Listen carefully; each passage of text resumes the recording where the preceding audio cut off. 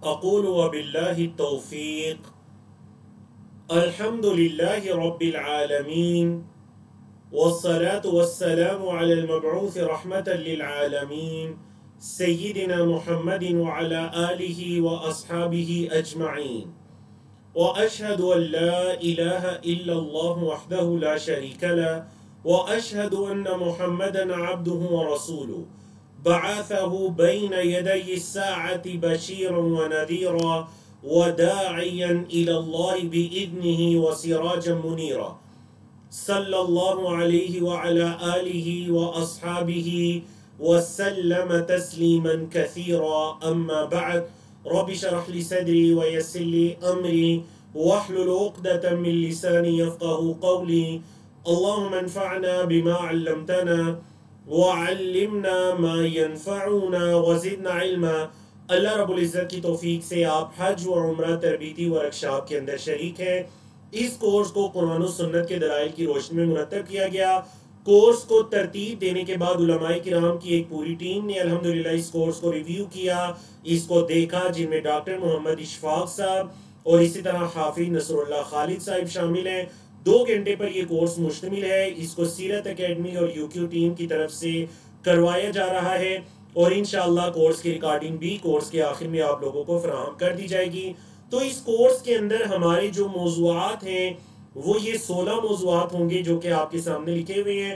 उम्रा और हज की तारीफ, हज के वजूब की शुरूत, हज और उम्रा की फजीलत, हज की मशरूइयत में हिकमत, अल्लाह ने क्यों इस इबादत को मशरू करार दिया, हज और सफरे हज से पहले ये जान लीजिए, ये बातें जानना जरूरी है। फिर उम्रे के अरकान वाजिबात और सुनन, हज के अरकान वाजिबात और सुनन, हज की अक़साम और इहराम, मिकात और मिकात के अमाल, इहराम में आप पर कौन से काम करना ममनू है, तलबिया कब शुरू करना है, लब्बैक अल्लाहुम्मा लब्बैक कब ख़त्म करना है, तवाफ, साई, हलक, तकसीर के अहकाम व मसाइल, 8 ज़िलहज्जा को आपने क्या करना है, 9 ज़िलहज्जा को क्या करना है और 9-10 की दरमियानी रात को क्या करना है और 10 ज़िलहज्जा में कौन से काम करने हैं। तो इंशाअल्लाह इस तरह हम स्टेप बाय स्टेप लेकर चलेंगे। तो यकीनन आपके ज़हनों में एक सवाल ये पैदा हो रहा होगा कि हज के दिन है, सारे लोग हज करने जा रहे हैं, तो फिर आप हमें उम्रा क्यों पहले पढ़ा रहे हैं। तो इस कोर्स के अंदर पहले आप उम्रा पढ़ेंगे, उसके बाद हज पढ़ेंगे। उसकी वजह यह है कि देखिए हमारे बरसगीर से, खास कर बरसगीर पाको हिंद से जो हुज्जाजे किराम जाते हैं हज करने के लिए, वो हज तमत्तु करते हैं, हज तमत्तु। तो हज तमत्तु के अंदर पहले उम्रा किया जाता है और फिर हज किया जाता है। तो इस वजह से आप कह लीजिए पहले हम उम्रे के बारे में मुकम्मल पढ़ेंगे और उसके बाद हम हज के बारे में इंशाअल्लाह पढ़ेंगे। तो चलिए शुरू करते हैं। उम्रा और हज की तारीफ, ये जो इबादत है इनकी डेफिनेशन क्या है। उम्रा जो है लफ्जी मतलब, अरेबिक में डिक्शनरी में इसका जो लफ्जी मतलब है वो है अज़्ज़ियारतु वल क़स्दु, ज़ियारत करना और इरादा करना। और इस्तिलाही तारीफ क्या है कि अत्तअब्बुदु लिल्लाहि तआला बित्तवाफ़ि बिल बैत, अल्लाह की इबादत के लिए बैतुल्लाह का तवाफ करना, अल्लाह की इबादत की नीयत से बैतुल्लाह का तवाफ करना। वस्सई बैन सफ़ा वल मरवा, सफ़ा मरवा के दरमियान सई करना। वत्तहल्लुल मिन्हा बिल हल्क़ या बित्तक़सीर, और हलक या तक़सीर करवाकर हलाल हो जाना। ये है उम्रा, अल्लाह की इबादत की गर्ज से बैतुल्लाह का तवाफ करना, सफ़ा मरवा की सई करना और हलाल हो जाना। ये क्या है आपका उम्रा। अब आते हैं हज की तरफ। हज का लफ्जी मतलब होता है अल-क़स्दु, इरादा करना, इरादा करना। इस्तिलाही तारीफ क्या है, हुआ क़स्दुल मशाइरी अल मुक़द्दसा, ये जो मुक़द्दस मशाइर हैं, मुकामात हैं, उनका इरादा करना। ली अदाइल मनासिकी, ली अदाइल मनासिकी का क्या मतलब है जी, मनासिक की अदायगी के लिए। फी मकानिन, एक खास जगह में, व वक्तिन मखसूसिन, एक खास वक्त में। तो देखिए हज आप पूरा साल नहीं कर सकते, हज के खास अय्याम है, खास महीने हैं और आगे दलाइल आ रही है। तो आप अपने मुल्क के अंदर हज नहीं कर सकते, आपको मक्का मुकरमा जाना पड़ेगा, आपको अराफा जाना पड़ेगा, मीना जाना पड़ेगा, मुजदलिफा जाना पड़ेगा। तो मखसूस जगहों का इरादा करना मखसूस अय्याम के अंदर, मकसद क्या हो, तअब्बुदन लिल्लाहि अज़्ज़ा वजल, अल्लाह अज़्ज़ा वजल की इबादत की नीयत से। बोले जी, अल्लाह अज़्ज़ा वजल की इबादत की नीयत से इरादा करना, ये क्या कहलाएगा? बोले ये कहलाएगा हज। ठीक है जी। तो यहां पर जो बहुत जरूरी चीज है ना, वो ये है कि उम्रे और हज दोनों इबादत के अंदर लाजिम है अत्तअब्बुदु लिल्लाह, अल्लाह की इबादत की गर्ज से, तब जाकर हज उम्रा मुकम्मल होगा। एक इंसान इसलिए हज करता है ताकि लोग मुझे हाजी कहने लगे, नहीं नहीं नहीं, पहले इस सफर से पहले अपने इरादों के अंदर इखलास लेकर आइए, और तफसील आगे आ रही है। क्योंकि इन दोनों इबादत की, उम्रे और हज की डेफिनेशन के अंदर यह बता दिया गया, तारीफ के अंदर यह बता दिया गया कि अल्लाह की इबादत की गर्ज से। ठीक है जी। अब आते हैं हज की वजूब की शुरूत, यानी मुझ पर और आप पर हज कब वाजिब होगा। सबसे पहली शर्त है अल इस्लाम, लिहाजा काफिर पर हज फर्ज नहीं है। तो काफिर को चाहिए पहले इस्लाम कबूल करे ताकि उस पर हज फर्ज हो। दूसरा अल अक़ल, इंसान आकिल हो। अगर एक इंसान की अकल नहीं है, अब देखिए इसके अंदर दो चीजें आ जाती हैं। एक, बचपने की उम्र, तो बच्चों पर हज फर्ज नहीं है, अगरचे अगर वो करेंगे तो उनकी तरफ से हो जाएगा, लेकिन उन पर हज फर्ज नहीं है। अजर है उनके लिए, उनके वली के लिए, लेकिन फर्ज नहीं है। और अगर कोई मजनू है, कोई पागल है, उस पर हज का करना फर्ज नहीं है। तीसरी शर्त है अल-हुर्रिया, इंसान आजाद हो। अगर कोई गुलाम है तो उस पर हज का करना फर्ज नहीं है। चौथी शर्त है अल-बुलूग, के इंसान बालिग हो। अगर एक इंसान बालिग नहीं है तो उस पर हज फर्ज नहीं है। अल-इस्तिताअ, इस्तिताअत, इसके अंदर कई तरह की इस्तिताअत आ जाती हैं। माली इस्तिताअत, जितने भी अखराजात हैं जाने के आने के मुकम्मल, ठीक है। वहां हत्ता कि एक इंसान कहते हैं मेरे पास टिकट और वीजे का खर्च है लेकिन वहां रिहाइश का नहीं है, तो पता चला आप ताकत नहीं रखते। जिस्मानी इस्तिताअत, आपकी सेहत आपको इजाजत दे, अमनो अमान, रास्ते बिल्कुल अमनो अमान हो। अगर आपको ये डर है कि रास्ते में अमनो अमान नहीं है, जाऊंगा पता नहीं जिंदा वापिस आऊंगा या नहीं, तो आप पर हज का करना फर्ज नहीं है। औरत के लिए एक इजाफी शर्त है कि उसका महरम रिश्तेदार साथ मौजूद हो। औरत का महरम रिश्तेदार साथ मौजूद हो। अगर औरत का कोई महरम रिश्तेदार नहीं है, या महरम रिश्तेदार है लेकिन वो हज करने की ताकत नहीं रखता, ये औरत अगरचे माली इस्तिताअत रखती है, जिस्मानी इस्तिताअत रखती है, लेकिन महरम नहीं है, तो इस पर हज फर्ज भी नहीं। अब आते हैं हज उम्रे की फजीलत की तरफ।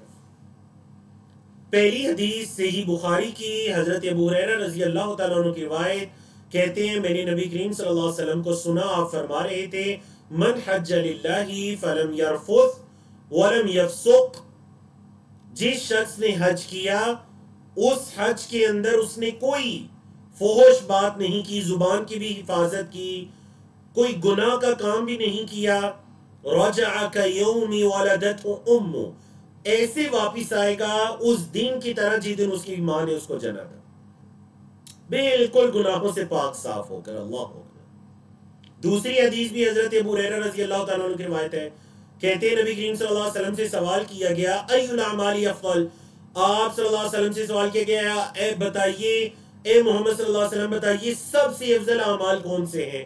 काला, तो आप सल्लल्लाहु अलैहि वसल्लम ने फरमाया ईमान बिल्लाहि व रसूलिही, अल्लाह और उसके रसूल पर ईमान लाना। क़ीला, कहा गया सुम्मा मादा, ए अल्लाह के रसूल सल्लल्लाहु अलैहि वसल्लम उसके बाद सेकंड दर्जा किन अमाल का है। क़ाला, आप सल्लल्लाहु अलैहि वसल्लम ने फरमाया जिहादुन फी सबीलिल्लाह, अल्लाह की राह में जिहाद करना। क़ीला, कहा गया सुम्मा मादा, थर्ड दर्जा, थर्ड स्टेप क्या है, तीसरे नंबर पर कौन से अमाल है? क़ाला, आप सल्लल्लाहु अलैहि वसल्लम ने फरमाया हज मबरूर, हज मबरूर। तो देखिए, ईमान, जिहाद, तीसरे नंबर पर हज। अब आते हैं अगली हदीस की तरफ, बड़ी प्यारी हदीस। हजरत अब्दुल्लाह बिन अब्बास रज़ी अल्लाह तआला अन्हुमा की रिवायत है, कहते हैं कि अल्लाह के रसूल सल्लल्लाहु अलैहि वसल्लम ने फरमाया ताबिउ बैनल हज वल उम्रा, हज और उम्रे को बार बार करो, एक दूसरे की बात करो। हज कर सको तो फिक्र हो कि अब उम्रा कब करूंगा, उम्रा कर चुको तो फिक्र हो कि अब हज कब करूंगा, बार बार इनको करो। क्या होगा बार बार करने से? फ़इन्नहुमा यनफ़ियानिल फ़क़्र वज़्ज़ुनूब, हज और उम्रा बार बार करने से फकीरी और गुनाह ये दोनों खत्म हो जाएंगे। हज उम्रा इनको खत्म कर देगा। कैसे खत्म कर देगा? कमा यनफ़िल क़ीरु ख़बथल हदीद, जैसे कि लोहे को भट्टी में गर्म करने से लोहे की मैल कुचैल बिल्कुल साफ हो जाती है, बिल्कुल इस तरह इंसान फकीरी से और गुनाहों से पाक साफ हो जाएगा हज उम्रे को बार बार करने से। जरा गौर करें ना, देखिए कोई बंदा ये कह सकते हैं कि देखिए मैं तो हज करूंगा तो मेरे पास कुछ भी नहीं बचेगा, सारा नानो नफका उसमें लग जाएगा, उम्रा करूंगा मेरे पास कुछ भी नहीं बचेगा।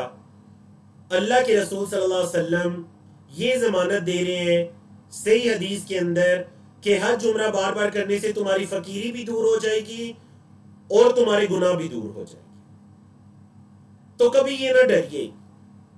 देखिए हमारे खास कर बड़े सगीर पाको हिंद के लोग क्या करते हैं जी, सोचते हैं मैंने पहले बच्चों की शादियां करनी है, मैंने जॉब से रिटायरमेंट लेनी है, अपना घर बनाना है, जिंदगी में हर काम को उसकी जगह पर करना है, हाँ जिंदगी में सबसे आखिर पर जाकर हज उम्रा करना है। देखिए ये कोई हल नहीं है। हज और उम्रे की इबादत इस्तिताअत के साथ खास है। जिंदगी के किसी हिस्से में अगर आपके पास इतनी माली इस्तिताअत है कि आप हज का सफर कर सकते हैं तो आप पर हज का रुकन, दीन इस्लाम के 5 अरकान है, 5 पिलर्स हैं, तो ये जो हज का रुकन है ये आप पर लाजिम हो गया। जवानी के अंदर आपके पास इतनी रकम जमा हो गई कि आप हज कर सकते हैं, आ जा सकते हैं, आप पर हज का करना लाजिम हो गया। उम्रे करने के लिए आपके पास रकम जमा होगी, आप पर उम्रा करना लाजिम हो गया एक मर्तबा। इस वजह से जब इस्तिताअत हो इस इबादत को कर दीजिए। अल्लाह आपकी गुर्बत फकीरी को भी दूर करेगा, अल्लाह आपकी गुनाहों को भी दूर करेगा। अब आते हैं अपने तीसरे टॉपिक की तरफ या चौथे टॉपिक की तरफ, और वो है हज की मशरूइयत में हिकमतें क्या है। अल्लाह रब्बुल इज्जत ने इस इबादत को क्यों मशरू करार दिया? सबसे पहली हिकमत यह है कि इसके अंदर अकीदा तौहीद की तकमील है। आयत करीमा सूरतुल हज की आयत नंबर 26, 27, वइज़ बव्वअना लिइब्राहीम मकानल बैति अल्ला तुश्रिक बी शैअन वतहिर बैति लित्ताइफीना वल्काइमीना वर्रुकअस सुजूद। और जब हमने इब्राहिम अलैहिस्सलाम को इस घर की जगह पर ठहराया तो क्या कहा? अल्लाह तुश्रिक बी शैया, ये कि तुम मेरे साथ किसी को शरीक ना ठहराना, और मेरे घर को पाक साफ रखना 4 तरह के लोगों के लिए, तवाफ करने वाले, क़याम करने वाले, रुकू करने वाले, सजदा करने वाले। वअज़्ज़िन फिन्नासि बिल हज, लोगों में हज की पुकार को आम कीजिए। यअतूका रिजालन, पैदल भी चल कर आएंगे, व अला कुल्लि दामिरिन, और हर ऊंटनी पर भी सवार होकर आएंगे, यअतीना मिन कुल्लि फज्जिन अमीक, दूर दरार के रास्तों से होते हुए आपके पास आएंगे। तो देखिए जिन आयात के अंदर अल्लाह रब्बुल इज्जत ने इब्राहिम अलैहिस्सलाम को बैतुल्लाह की तरफ हज करने की पुकार को बुलंद करने का हुक्म दिया, वहीं पर अल्लाह रब्बुल इज्जत ने शिर्क से मना कर दिया। तो पता चला हज का एक बहुत बड़ा मकसद है अकीदा तौहीद की तकमील, कि इंसान के दिल में ये एहसास पैदा हो जाए कि देखें जिस अल्लाह के लिए मैं हज कर रहा हूं तवाफ कर रहा हूँ, आरफा का क़याम है, मुज़दलिफ़ा की रात है, मीना की रातें हैं, मीना का दिन है 8 ज़िलहज्जा का, ये सफ़र है, आना जाना है एक अल्लाह के लिए, तो मैं अपनी ज़िंदगी के अंदर हर इबादत को उस अल्लाह के लिए ख़ास करने वाला हो जाऊँ। तो ये मतलब है अकीदा तौहीद की तकमील। और लब्बैक अल्लाहुम्मा लब्बैक तलबिया सबसे बढ़कर इस चीज़ की दावत है कि आप एक अल्लाह के सामने झुकें, एक अल्लाह को पुकारें, एक अल्लाह की इबादत करें। नंबर 2, तक़वा की तकमील। वतज़व्वदू, अपने रास्ते का सामान साथ ले लो, फ़इन्न खैर ज़ादी तक़वा, और सबसे बेहतरीन जो सामान है ना वो तक़वा है। वत्तक़ूनी, मुझसे डरो, या उलिल अलबाब, ए अकल वालो, शऊर रखने वाले, मुझसे डरो। रास्ते का सामान साथ ले लो, खाने पीने का सामान, आने जाने का सामान, सवारी, हर चीज का इंतजाम कर लो, लेकिन याद रखना तमाम सामानों में सबसे बेहतरीन सामान तक़वा है। जो रास्ते में सबसे ज्यादा तुम्हारा साथ देगा ना वो अल्लाह का डर है। अल्लाह हो। नंबर 3, अल्लाह के जिक्र की तकमील। फ़इज़ा अफ़ज़्तुम मिन अरफ़ातिन फ़ज़्कुरुल्लाह इंदल मशअरिल हराम, जब तुम अरफात से लौटो, मतलब मुज़दलिफ़ा की रात हो, तो फिर मशअरिल हराम के पास अल्लाह का जिक्र करो। वज़्कुरूहु कमा हदाकुम, उसका जिक्र करो जैसे उस अल्लाह ने तुम्हें हिदायत दी। व इन कुंतुम मिन क़ब्लिही लमिन अद्दाल्लीन, अगरचे इससे पहले तुम राह भटके हुए थे। फिर आगे चलकर वस्तगफिरुल्लाह, अल्लाह से इस्तिगफार करो। फिर आगे चलकर करे फ़इज़ा क़ज़य्तुम मनासिककुम, जब हज के अमाल को मुकम्मल कर लो, फ़ज़्कुरुल्लाह, तो फिर अल्लाह का जिक्र करो, का ज़िक्रिकुम आबाअकुम, जैसे तुम अपने आबा अजदाद का जिक्र करते हो, अशद्द ज़िक्रा, या फिर उससे भी ज्यादा जिक्र। लोग क्या करते थे, हज के अमाल करने के बाद वो जो मीना की रातें होती है ना, जिनके बारे में आगे चलकर हम पढ़ेंगे, 10, 11, 11, 12, 12, 13 की दरमियानी रात, उन रातों के अंदर मीना में बैठकर अपने आबा अजदाद की किस्से कहानियां बयान करते। फुला मेरा जो बाप दादा था वो बड़ा बहादुर था, उसके ये कारनामे थे, वो बड़ा सखी था, वो बड़ा शायर था, बड़ा अदीब था। तो अल्लाह ने फरमाया जब हज के अमाल कर चुको ना, तो फिर आबा अजदाद का नहीं अल्लाह का जिक्र करना है। उनको ना याद करो, अल्लाह को याद करो। अल्लाह अकबर। तो पता चला हज का एक मकसद अल्लाह के जिक्र की तकमील है। नंबर 4, अल्लाह की तरफ इफ्तिकार का एहसास। तो देखिए ना, हर तरह की, कोई अमीर है, गरीब है, क्या हज के लिबास में आप किसी को पहचान सकते हैं कि ये बड़ा अमीर है? चले हज का लिबास ना हो, आम लिबास से हम बाज़ औक़ात पहचान लेते हैं, इसके लिबास से लग रहा है अच्छा खाता पीता इंसान है। लेकिन इहराम की 2 चादरें हैं, कोई फर्क नहीं, कोई इम्तियाज नहीं। तमाम हर तरह के अरब, अजम, काले, गोरे, पूरी दुनिया से लोग एक जगह पर जमा है। अंतुमुल फुक़राउ इलल्लाह, तुम सब अल्लाह के दर के फकीर हो। तो देखिए हज के अंदर ये भी एक अल्लाह की हिकमत है। नंबर 5, अपने नफ्स की इस्लाह है। जैसा कि अल्लाह ताला ने फरमाया सूरह बकरा की आयत नंबर 197, अल हज अशहुरुम मालूमात, हज के महीने मालूम है, शव्वाल, ज़िलक़अदा जिससे हम गुजर रहे हैं, और ज़िलहज्जा की इब्तिदाई 10 अय्याम हज के महीने मालूम है। तो फमन फ़रज़ फ़ीहिन्नल हज्जा, जो इनमें हज को फर्ज कर ले, हज का इरादा कर ले, अब उसने हज करना है, इस्तिताअत भी रखता है, फला रफ़थ वला फ़ुसूक़ वला जिदाल फ़िल हज, फिर गुनाह ना करे, जुबान की हिफाजत करे, जुबान की गुनाह ना करे, जिस्म के गुनाह ना करे, लड़ाई झगड़ा ना करे हज में। वमा तफ़अलू मिन खैरिन, और जो भी तुम खैर का काम करो ना, यअलमुहुल्लाह, अल्लाह उसको जानता है। तो देखिए अल्लाह के नेक बंदे आम दिनों में भी अपने आप को गुनाहों से बचाते हैं, लेकिन खास कर हज के अय्याम में अपने आप को गुनाहों से बचाते हैं। तो गोया कि इंसान को इन 20, 30, 40 दिनों में अपनी इस्लाह करने का भी मौका मिलता है। मैंने बाज़ हुज्जाज को देखा, हज के दिनों में 40 दिन तक, 30 दिन तक, जितना उनका वहां पर स्टे था मक्का मदीना में, कुछ इबादत का उन्होंने अपने आप को आदी बनाया और फिर पूरी जिंदगी उन आदात की आदत हो गई। मतलब कुछ लोग इशराक की नमाज नहीं पढ़ते थे, सूरज निकलने की जो एक नमाज होती है 2 रकत, हज के दिनों में फजर के बाद बैतुल्ला में बैठे रहते, इशराक की नमाज पढ़ते। हज से वापिस आई तो उनकी आदत बन चुकी थी इशराक की नमाज। कुछ लोग तहज्जुद की नमाज में सुस्ती करते, बैतुल्ला के अंदर मस्जिद नबी के अंदर तहज्जुद की अलग से अजान दी जाती है रात को फजर की अजान से पहले। वो फजर से पहले उठकर अक्सर लोग बैतुल्ला में चले जाते हैं, तहज्जुद पढ़ते हैं, वापिस आए तो तहज्जुद पढ़ना उनकी आदत हो चुकी थी। तो याद रखिएगा, आप अपना ये मकसद भी लेकर जाइएगा कि इंशाअल्लाह हमने अपने आप को कुछ अच्छी इबादत का आदी बनाना है। क़यामत की याद दहानी, छठा मकसद।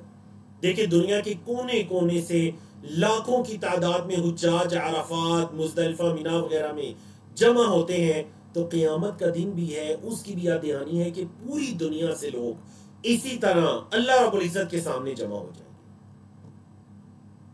नंबर 7, उम्मत की वहदत और इज्तिमाइयत है। देखिए ना, वहां पर कोई फिरकावारियत, कोई मसला, कोई जो हम अपने मुमालिक में जिन ग्रोह बंदियों को लेकर चलते हैं, कोई आपको मक्का मदीना में दिखाई दे, कुछ भी नहीं है। तो असल में उम्मत का तसव्वुर, कंसेप्ट ये है इज्तिमाइयत का, एक दूसरे के हकूक की याद दहानी। आप सफर के अंदर मक्का मुकरमा में, मदीना में एक दूसरे से अच्छे अखलाक से पेश आते हैं, एक दूसरे का हक अदा करते हैं, तो बाकी की जिंदगी में भी हकूक को अदा करने वाले बन जाए। कोई मुसलमान आपकी जुबान या आपके हाथ से उसको तकलीफ ना पहुंचे। नंबर 2, 9, उम्मत के दीगर अफराद की जानकारी और इल्म और मारिफत। मतलब मेरी ये आदत ही, अल्लाह रब्बुल इज़्ज़त ने जब जब हज करने का मौका या सआदत अता की, तो मैं वहां पर जो दीगर ममालिक से आने वाले हुज्जाज किराम थे, उनसे उनके ममालिक के बारे में पूछा करता था। अच्छा, आपके ममालिक में मुसलमान कितने हैं, रकबा कितना है, कैसे लोग हैं, खुराक क्या है, क्या खाते हैं, क्या पहनते हैं, वहां पर लोगों के लिबास देखिएगा। तो आपको दीगर, मतलब आपके एक नॉलेज के अंदर इस एतबार से भी इल्म, मारिफत, इजाफा होगा और इंशाअल्लाह आपको यकीन हो जाएगा कि अल्हम्दुलिल्लाह रब्बिल आलमीन, तमाम तारीफें उसके लिए जो रब्बुल आलमीन है। आज तक मैं अपने शहर या अपने मुल्क के लोगों को जानता था, अब मैंने पूरी दुनिया के लोगों को हज के मौके पर देखा। इन सब का रब भी अल्लाह है, मेरा रब भी अल्लाह है, हम सब का रब अल्लाह है, तमाम जहानों का रब अल्लाह रब्बुल आलमीन की जात है। चलिए जी, तो ये थी जी हज के सफर की मशरूयत में हिकमतें। अब आते हैं हज और सफर हज से पहले ये जान लीजिए, नंबर 1 इखलास और नंबर 2 नबी करीम सल्लल्लाहु अलैहि वसल्लम की इत्तिबा। याद रखिएगा, हज और उम्रे की इबादत के लिए भी और तमाम इबादत के लिए जो 2 लाजमी शुरूत है ना, इखलास और नबी करीम सल्लल्लाहु अलैहि वसल्लम की इत्तिबा।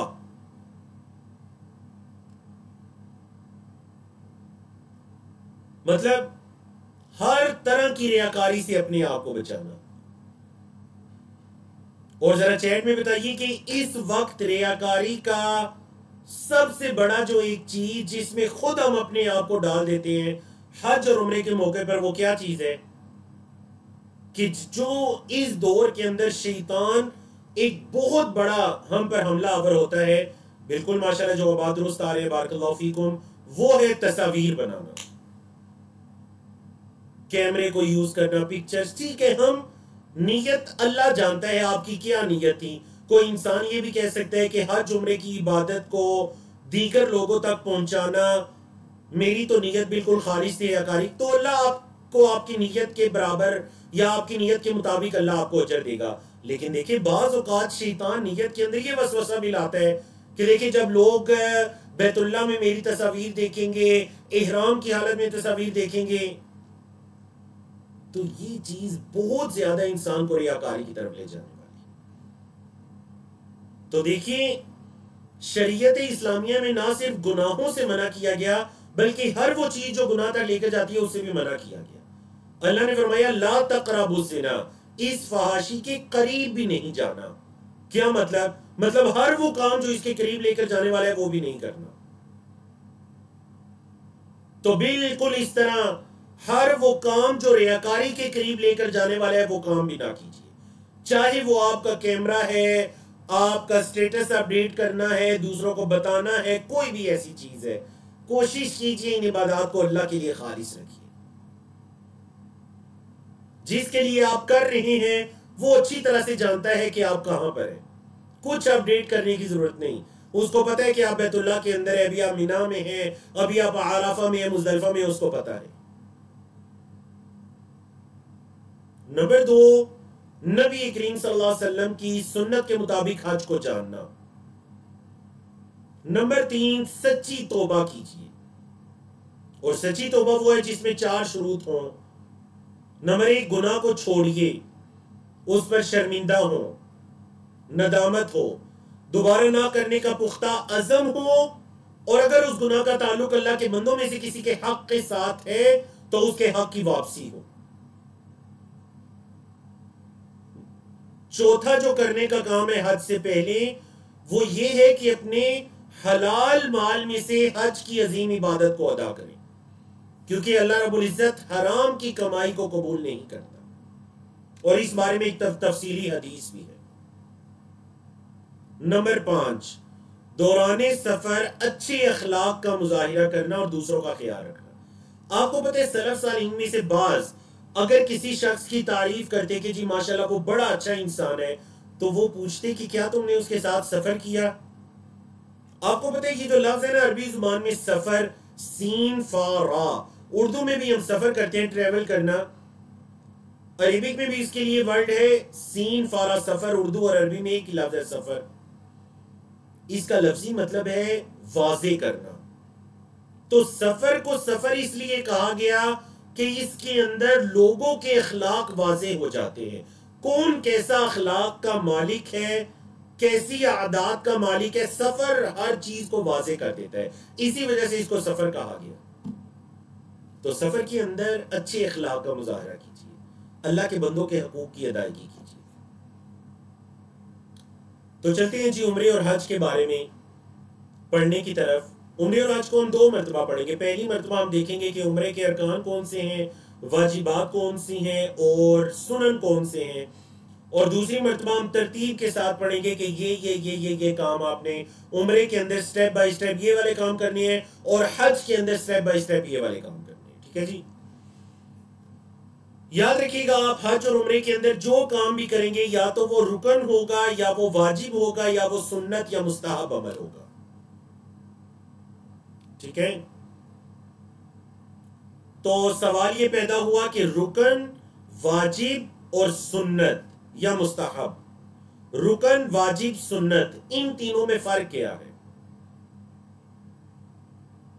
देखिए, रुकन असल में कहते हैं पिलर को। किसी बिल्डिंग के जो पिलर्स होते हैं ना उनको अरकान कहते हैं और उसकी वाहिद है रुकन। देखिए, किसी भी बिल्डिंग के नीचे से जब आप पिलर निकालते हैं तो क्या होता है, बिल्डिंग नीचे आ जाती है, ऐसे ही है जी। तो रुकन उसको कहते हैं जिसके बगैर आपका हज मुकम्मल ना हो सके। आप दम भी अदा करें लेकिन आपका हज मुकम्मल ना हो सके। मतलब अरफा जो है ना, अरफा का दिन अरफात के मैदान में गुजारना, ये रुकन है। कोई बंदा ये कहता है मैं नहीं गुजार सका, तो मतलब उसका हज नहीं है। वो कहता है मैं कुर्बानी कर दूंगा, क्या हज हो जाएगा? नहीं, आपका हज दम देने से नहीं होगा, क्योंकि आपने रुकन को छोड़ दिया। रुकन के बगैर हज मुकम्मल नहीं होगा। और वाजिब किसको कहते हैं? वाजिब जिसका करना जरूरी है लेकिन अगर रह गया तो दम देने से ही वो पूरा हो जाएगा। समझ आ गया आपको? और तीसरे नंबर पर है सुन्नत। तीसरे नंबर पर क्या है जी?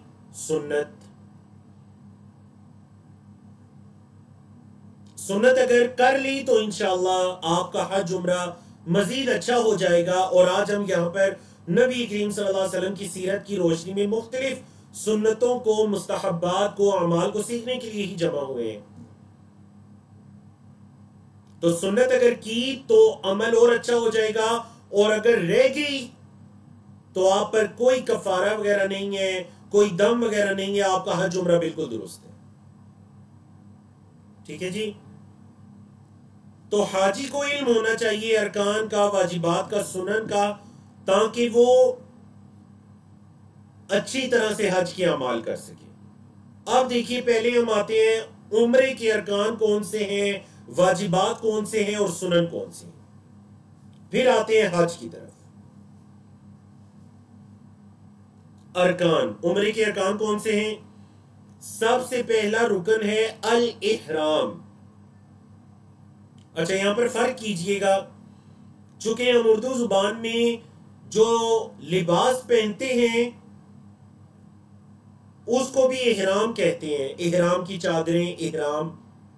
हालांकि अरबी जुबान के अंदर इहराम का मतलब होता है हज और उम्रे की नीयत में आना।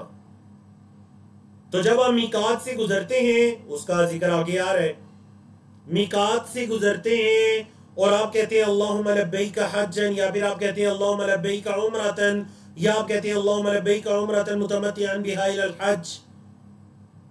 जहाज के अंदर है, अनाउंसमेंट की जाती है, या बाय रोड है, मीकात आता है, फिर वहां से इहराम बांध कर आगे गुजरते हैं। तो मतलब अब आप एक नीयत के अंदर आ चुके हैं, आप मुहरिम हो चुके हैं।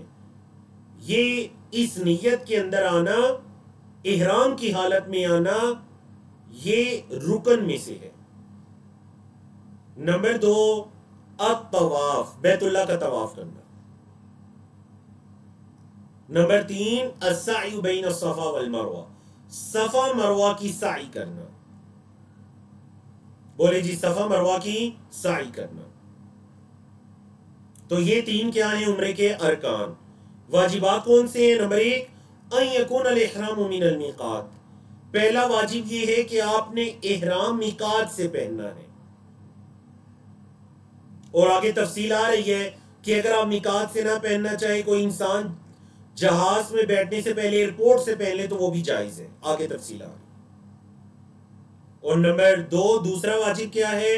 अल हल्क व तकसीर, सर के बालों को मुंडा देना, हलक, तकसीर बालों को कम करवा देना। ये वाजिबात हैं। सुनन और मुस्तहबात कौन से हैं?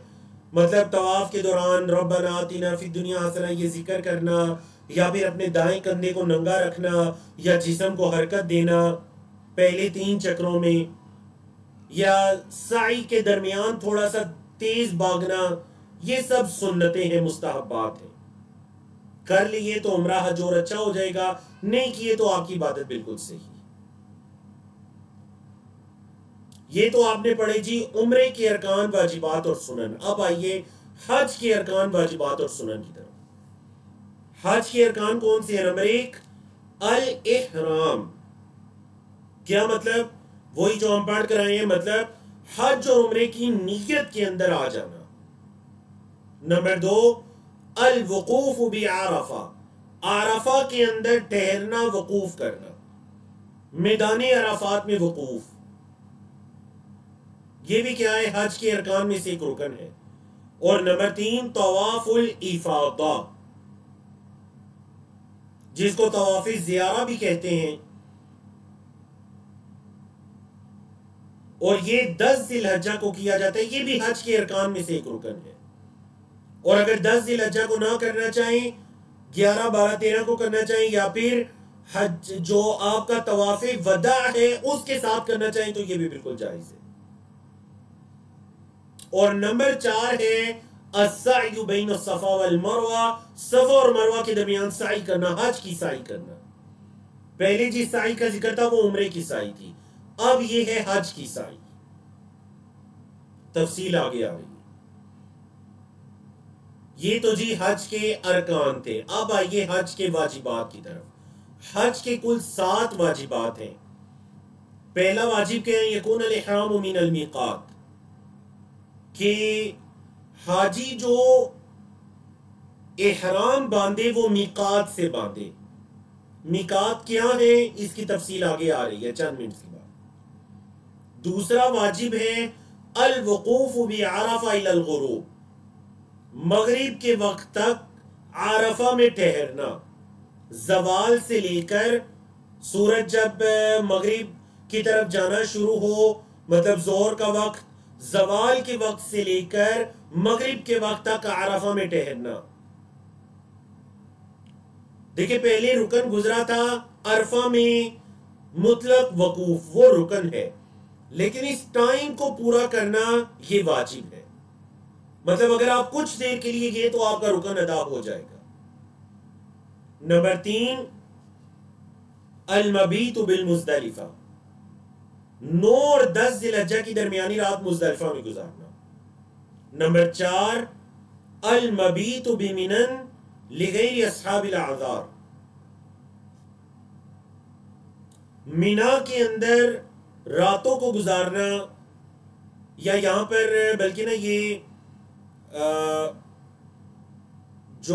मिना के अंदर रातों को गुजारना, लेकिन उन लोगों के लिए नहीं जो उजर वाले हैं, और इनकी तफसील आगे आ रही है। नंबर 5, रमयुल जिमार, जमरात को कंकरियां मारना।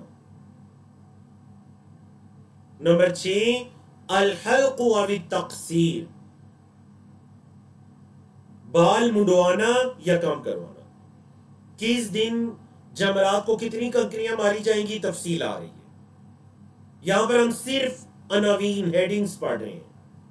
नंबर 6, अल हल्क़ व तक़सीर, हलक या तक़सीर करना, यह भी हज का वाजिब है। नंबर 7, तवाफुल वदा, अलविदाई तवाफ करना, मक्का को छोड़ते हुए जो तवाफ करते हैं अलविदाई तवाफ वो करना, तो ये भी क्या हज का वाजिब है।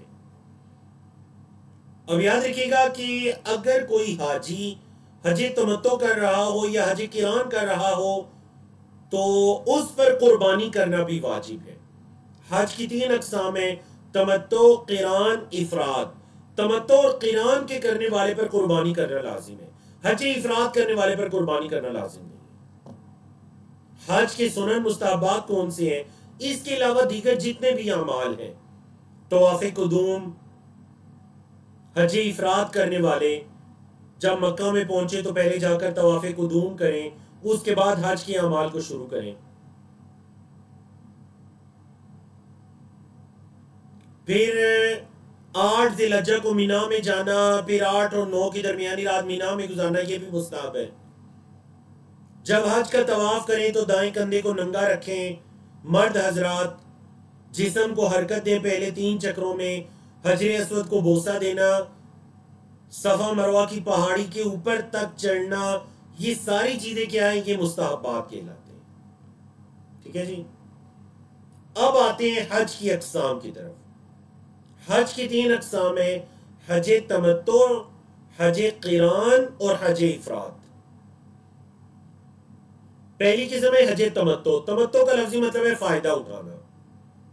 तमत्तो क्या है कि मीकात से सिर्फ उम्रे का इहराम बांधे, लब्बैक अल्लाहुम्मा या अल्लाहुम्मा लब्बैक उम्रतन कहें, फिर तलबिया कहते हुए मक्का जाएं, या फिर हज तमत्तो के अंदर आपने कहना है अल्लाहुम्मा लब्बैक उम्रतन मुतमत्तिअन बिहा इलल हज, ये अल्फाज कहने हैं।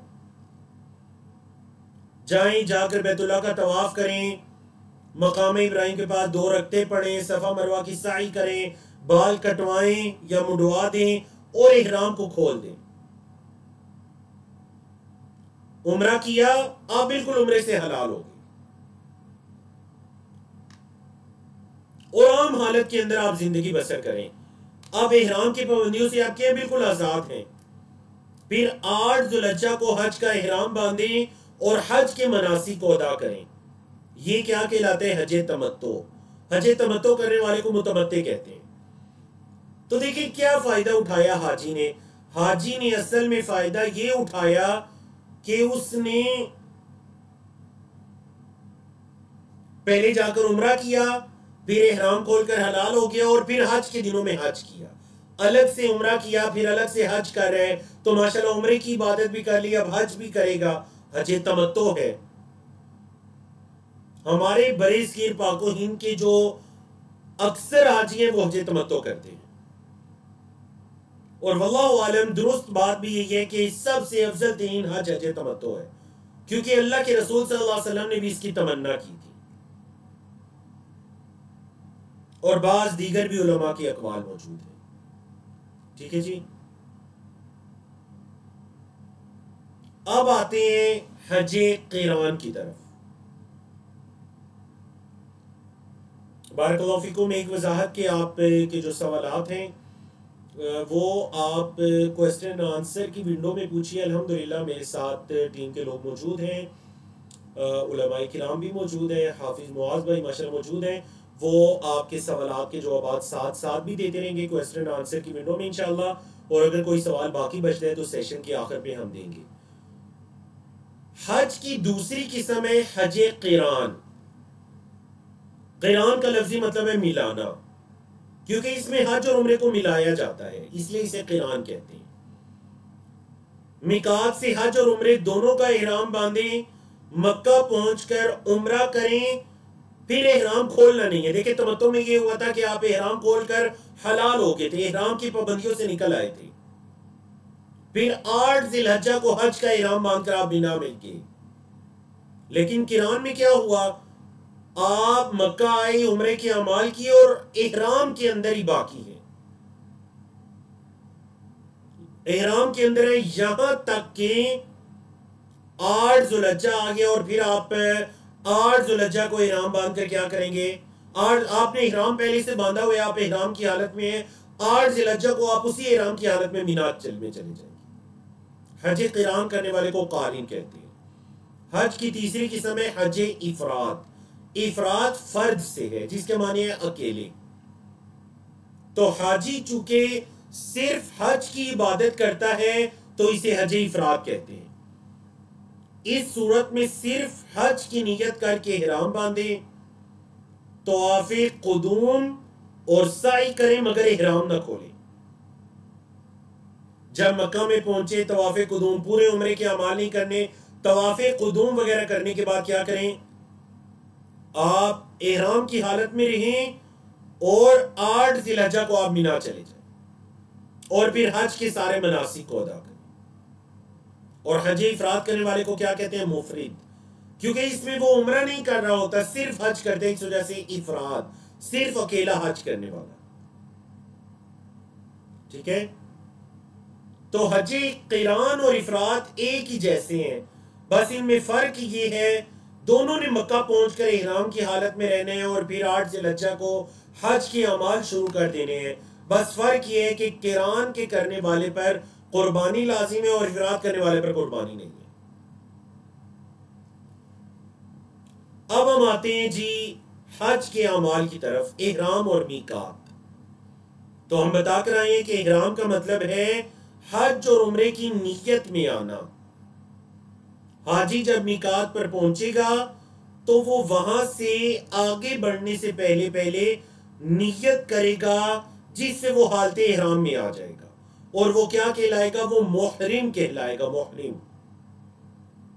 तो मीकात दो तरह के हैं, एक मीकात ज़मानी और एक मीकात मकानी।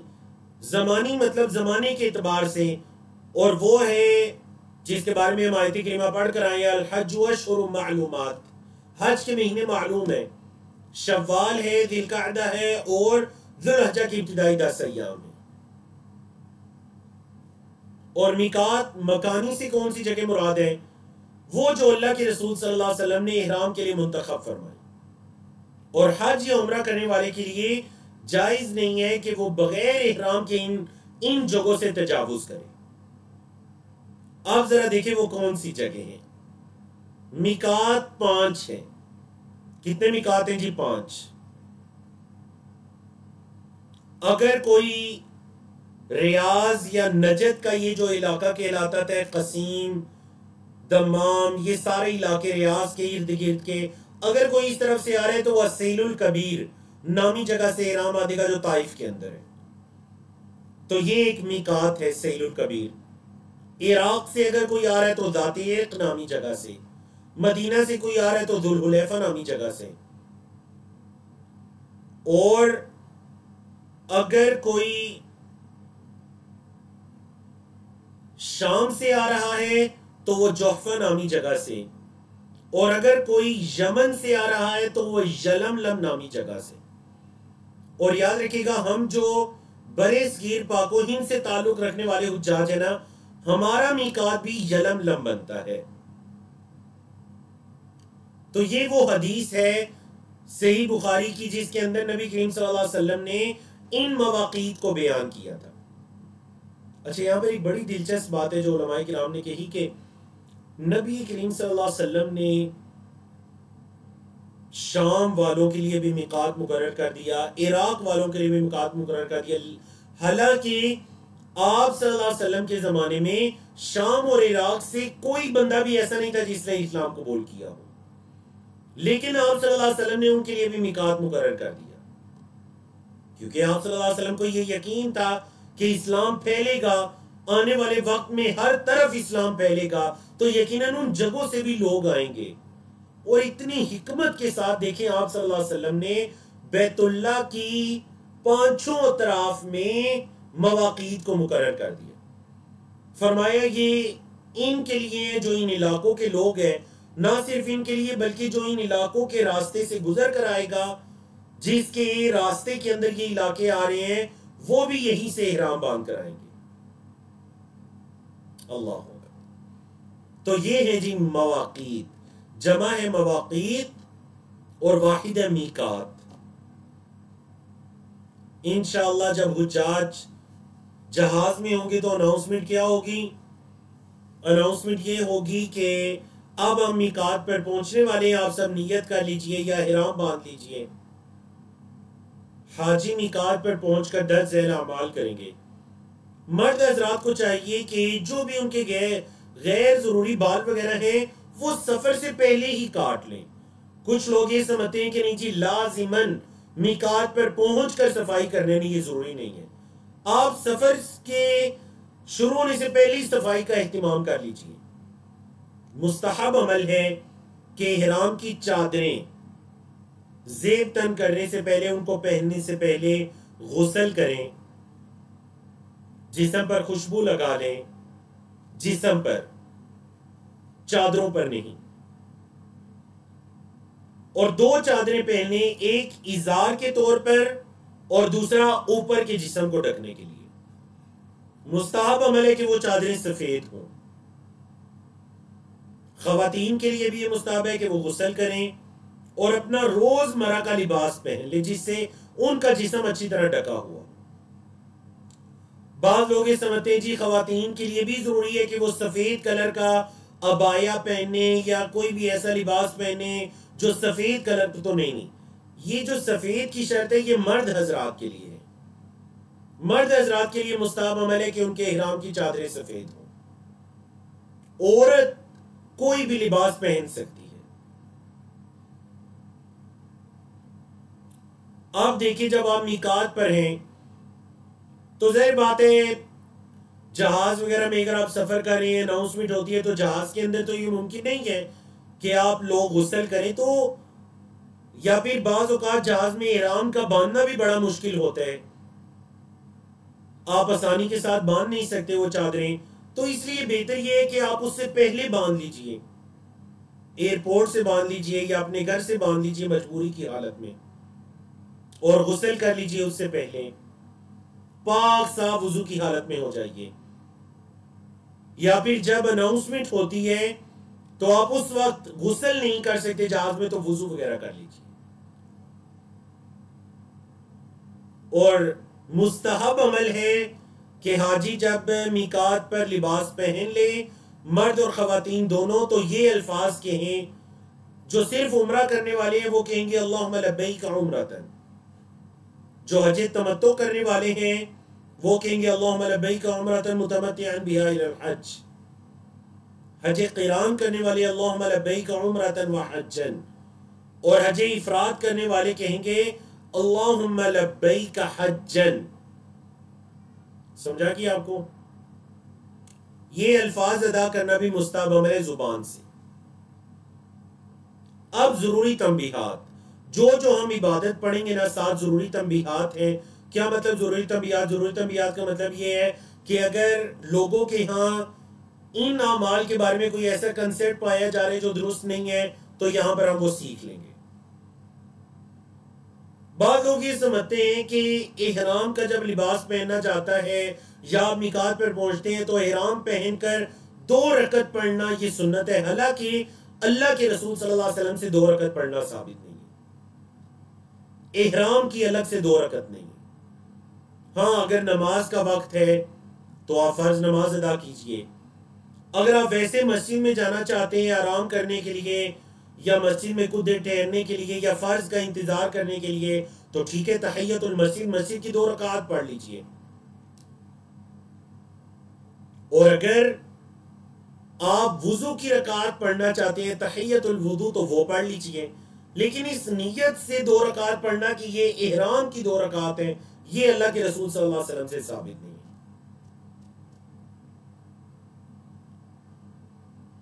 ठीक है जी। अच्छा, अब दूसरा ये है कि बाज लोग ये समझते हैं कि शायद अगर उन्होंने एयरपोर्ट से या मिकात पर पहुंचकर अगर लिबास पहन लिया तो उसी वक्त से पाबंदी शुरू हो जाएगी। नहीं, बाज औकात ऐसा होता है कि आपको मिकात पर 4-4, 5-5 घंटे रुकना पड़ जाता है, तो लिबास पहनने से पाबंदी शुरू नहीं होगी। हाँ, जब आप नियत में आ जाएंगे इहराम की, तो तब आप पर पाबंदी शुरू होगी। और नियत में तब आएगी जब आप मिकात को क्रॉस कर रही हो, क्योंकि हमने देखा बाज़ औक़ात रश की वजह से कई घंटे आपको मिकात पे लग जाते हैं। ये खास कर उनके लिए जो बाय रोड हज कर रहे हैं। और जहाज वाले वो ये ना समझे कि अगर एयरपोर्ट से उन्होंने चादरें पहन ली तो अब उन पर इहराम की पाबंदियां शुरू हो जाएंगी। नहीं, इहराम की पाबंदियां तब शुरू होंगी जब जहाज में अनाउंसमेंट होगी कि अब आप मिकात से गुजरे, तब आप पर पाबंदियां शुरू होंगी। ठीक है जी। अच्छा, यहां पर एक मसला समझ लीजिए। कोई औरत है, मिकात पर पहुंचती है और उनके अय्याम शुरू हो जाते हैं। अब वो औरत ये समझे कि जी अब मैं तो इहराम की हालत में नहीं आऊंगी क्योंकि मेरे अय्याम शुरू हो गए। नहीं, वो औरत भी इहराम की हालत में आएगी। हाँ, औरत के लिए इस हालत के अंदर तवाफ करना या नमाज वगैरह का पढ़ना मना है। इहराम की हालत में आना मना नहीं है, वो इहराम की हालत में आ जाएगी। अब देखें, जब आप इहराम की हालत में आ गए तो कौन कौन से काम आपके लिए मना हो गए। सबसे पहले हम बिस्तरी करना या उसके बारे में आपस में गुफ्तगू करना।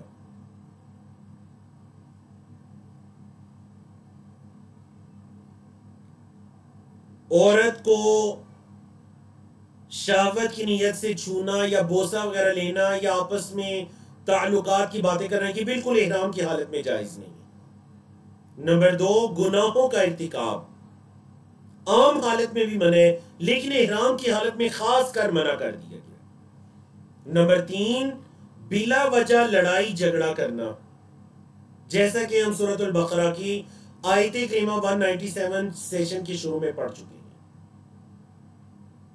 ठीक है। लेकिन ये जो तीनों काम है, गुनाह करना या लड़ाई झगड़ा या जिमा वगैरह करना, इनमें से सिर्फ हम बिस्तरी करने से हज फासिद होगा। अगर बाकी 2 काम किए, कोई गुनाह का काम या लड़ाई झगड़ा हो गया, तो उससे हज फासिद नहीं होगा, अलबत्ता गुनाह लाजिम आता है। हज और उम्रे का सवाब कम हो जाता है। नंबर 4, सिले हुए कपड़े पहनना मर्द हजरात के लिए, कोई भी सिले हुए कपड़े पहनना। मिसाल के तौर पर आप बनियान पहनते हैं या ट्राउजर है या शर्ट है, अंडरवियर है, कोई भी ऐसा लिबास पहना, ये इहराम की हालत में जायज नहीं है। नंबर 5, नाखून काटना जायज नहीं है। नंबर 6, बाल काटना जिस्म के किसी भी हिस्से के जायज नहीं है। नंबर 7, खुशबू लगाना जिस्म पर या इहराम के लिबास पर जायज नहीं है। ये सारे काम इहराम की हालत में मना है। नंबर 8, सर और चेहरे का ढकना। हाँ, अलबत्ता छतरी वगैरह ली जा सकती है या कोई जरूरत के तहत अगर अपने सर पर सामान वगैरह उठाना चाहते हैं तो वो उठा सकते हैं, जायज है। तो ये सारे काम हालत इहराम में क्या है, ममनू है। अगर कोई शख्स जानबूझकर बिला जरूरत इनका इर्तिकाब करते हैं तो इस पर गुनाह लाजिम आते हैं, लिहाजा इसे तौबा करनी चाहिए और फिदिया अदा करना चाहिए। यहां पर इस मसले को समझिए कि देखिए अक्सर लोग इसमें गलती करते हैं। मतलब अगर हज की हालत में अब एक शख्स है, हमने बाज़ औक़ात ऐसे लोगों को देखा इहराम की हालत में तवाफ वगैरह करने से अब उन्हें आदत नहीं होती, जिस्म पर इस तरह तहबंद वगैरह की तरह का एक लिबास या इहराम की चादर पहनने से तो उनकी जो बाज़ औक़ात उनकी टांगों के दरमियान में आपस में बाज़ औक़ात जख्म हो जाते हैं गर्मी की वजह से, पसीने की वजह से।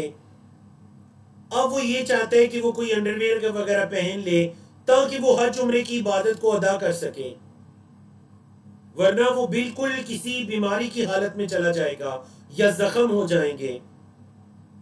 हाँ, वो अंडरवेयर पहन सकता है, पहन ले, लेकिन उसके साथ फिदिया अदा कर दे, क्योंकि उसने वो काम किया जो इहराम की हालत में उसके लिए जायज नहीं था।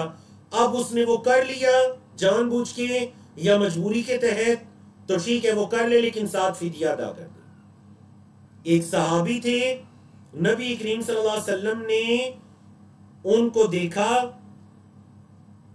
कि उनके सर से जुएं वगैरह गिर रही थी, उनकी सर की जुएं वगैरह उन्हें बहुत तकलीफ दे रही थी। तो आप सल्लल्लाहु अलैहि वसल्लम ने फरमाया कि जो तुम्हारे सर के अंदर जुएं वगैरह हैं, क्या ये तुम्हें तकलीफ दे रही हैं? उन्होंने फरमाया हाँ। तो आप सल्लल्लाहु अलैहि वसल्लम ने उन्हें हुक्म दिया कि वो अपने बाल मुंडवा दें, हालांकि इहराम की हालत में जायज नहीं है, मुंडवा दें और साथ फिदिया दे दें। फिदिया क्या है जी? फिदिया ऑप्शनल है, 3 कामों में से कोई भी एक काम करना है, या एक बकरी ज़िबा करनी है, या 6 मस्कीनों को खाना खिलाना है, या 3 रोजे रखने हैं। इन 3 कामों में से कोई भी एक काम कर दिया आपका फिदिया अदा हो जाएगा, ठीक है। और अगर कोई भूल कर ले, क्या मतलब ऐसे बैठा हुआ है, दाढ़ी के कुछ बाल निकाल दिए, सर के बाल निकाल दिए। कुछ लोगों को आदत होती है, कुछ लोगों को अपने नाखून खाने की आदत होती है, भूल कर, जानबूझकर नहीं, भूल कर उन्होंने अपना कोई नाखून खा लिया, उतार दिया, दांतों से उसको नाखून को काट डाला, उन पर फिदिया लाजिम नहीं है, क्योंकि उन्होंने ये काम भूल कर किया है। हाँ, अगली दफा एहतियात करें। नंबर 9, इहराम की हालत में निकाह करना या निकाह का पैगाम भिजवाना, मंगनी वगैरह रिश्ता करना, यह भी जायज नहीं है। नंबर 10, शिकार करना, किसी भी परिंदे का, जानवर का, यह भी जायज नहीं है। नंबर 11, दस्ताना या बुर्का या नकाब वगैरह पहनना औरतों के लिए खास है, क्योंकि देखिए जो औरतों के लिए दुरुस्त अमल है ना, वो है कि वो किसी चादर को लटकाएं, ऊपर से किसी चादर को सर से लटका कर रखें, ये जायज है। और बाज़ उलमाए किराम ने खासकर जहां पर खवातीन और मर्द हजरात का इख्तिलात है, और यकीनन हज उम्रे के दिनों में ऐसा होता है, तो औरत को अबाया वगैरह पहनने की इजाजत दी है या बुर्का पहनने की इजाजत दी है, या अगर वो कोई चादर लटको नहीं लटका सकती तो नकाब वगैरह की इजाजत दी है। नंबर 12, हालत इहराम में या हदूद हरम में कोई भी गुमशुदा या गिरी हुई चीज को उठाना हथियाने की नीयत से, यह भी जायज नहीं है। हाँ, अगर आप इस नीयत से उठाते हैं कि ये सामान उठाकर या वहां पर जो सिक्योरिटी पर मामूर लोग हैं मैं उसको पकड़ा दूंगा, या फिर बैतुल्लाह के साथ एक इदारा है जहां पर गुमशुदा चीजें जमा होती हैं, मैं वहां पर जाकर जमा करवा दूंगा, तो इस नीयत से उठाना जायज है। नंबर 13, हुदूद हरम में दरख्तों या पत्तों का काटना या पत्तों का या दरख्तों का उखेड़ना, यह भी जायज नहीं है इहराम की हालत में, और हरम की हुदूद में ऐसे भी। तो ये 13 काम थे जो आपने इहराम की हालत में नहीं करने। अब देखें, जब आप इहराम आपने बांध लिया, मिकात को आप क्रॉस करने वाले हैं, आप इहराम की नीयत में आ गए, आपने लिबास भी पहन लिया, तो तलबिया कहना यह मुस्तहब अमल है। मर्द हजरात ऊंची आवाज से कहेंगी और औरतें इतनी आवाज से कहेंगी कि उनकी आवाज उन तक रहे, दाएं बाएं किसी को ना जाए। अल्लाह के रसूल सल्लल्लाहु अलैहि वसल्लम से पूछा गया कि बताइए सबसे अफजल हज कौन सा है। आप सल्लल्लाहु अलैहि वसल्लम ने फरमाया सबसे अफजल हज वो है जिसके अंदर अल-अज व सज हो। अल-अज कहते हैं ऊंची आवाज से तलबिया कहने को, और असज कहते हैं खून बहाना। तो वो हज सबसे अफजल जिसमें कुर्बानी हो और जिसमें तलबिया ज्यादा कहा जाए। और दूसरी हदीस के अंदर क्या है कि अल्लाह के रसूल सल्लल्लाहु अलैहि वसल्लम ने फरमाया जिब्रील अमीन मेरे पास आए और आकर मुझे कहा, ए मोहम्मद सल्लल्लाहु अलैहि वसल्लम अपने साथियों से कहिए कि अपनी आवाजों को तलबिये के साथ बुलंद करें। अल्लाह। तो मर्द हजरात को चाहिए, चाहे आप जहाज के अंदर हैं, आप गाड़ी के अंदर हैं, आप ऊंची आवाज से तलबिया कहिए। कब शुरू करना है? इहराम की हालत में आने से। जब आप उम्रे का इहराम बांध कर आए, जैसे हज तमत्तो है या सिर्फ उम्रे की नियत से जा रहे हैं, तो जब आप बैतुल्लाह में पहुंचते हैं, बिल्कुल मस्जिद हराम में दाखिल होते हैं, तो तलबिया कहना बस कर दीजिए। लब्बैक अल्लाहुम्मा लब्बैक बस कर दीजिए। बाद लोगों को हमने देखा कि वो तवाफ के चक्रों के दौरान भी लब्बैक अल्लाहुम्मा लब्बैक कह रहे होते। नहीं, जब बैतुल्लाह में पहुंचे तो तलबिये का वक्त खत्म हो चुका है। और फिर हाजी जब 8 जिलहज्जा को हज का इहराम बांधकर या हज की नियत से मीना में जाएगा, तो दोबारा तलबिया कहना शुरू कर दे, लब्बैक अल्लाहुम्मा लब्बैक। 8, 9, 10 जिलहज्जा को जब जमरा कुबरा को उसने कंकरियां मारनी है, उस वक्त तक वो तलबिया कहता रहे, लब्बैक अल्लाहुम्मा लब्बैक कहता रहे। समझ आ कीजिए आपको यहां तक। आगे चलते हैं। तलबिये के अल्फाज, लब्बैक अल्लाहुम्मा लब्बैक, लब्बैक ला शरीक लक लब्बैक, इन्नल हम्दा वन निअमत लक वल मुल्क ला शरीक लक लब्बैक, ला शरीक लक। और फिर आगे दोबारा मिलाकर मुसलसल इसको पढ़ते जाइए। इमाम इब्न तैमिया रहमहुल्लाह फरमाते हैं कि तलबिया अल्लाह की तरफ से अपनी मखलूक को पुकारने का जवाब है। जब अल्लाह ने उन्हें अपने खलील इब्राहिम अलैहिस्सलाम की जुबान से अपने घर का हज करने की तरफ बुलाया, जो आयत करीमा हम पढ़ चुके हैं, वह अज़्ज़िन फिन्नासि बिल हज्ज, लोगों में हज की पुकार को आम कीजिए। तो गोया कि हम उस पुकार के जवाब में बैतुल्लाह का हज करने का इरादा कर रहे हैं, तो अब हम अल्लाह से कह रहे हैं, अल्लाह लब्बैक अल्लाहुम्मा लब्बैक, ए अल्लाह हम हाजिर हैं, ए अल्लाह तेरा कोई शरीक नहीं, हम हाजिर हैं।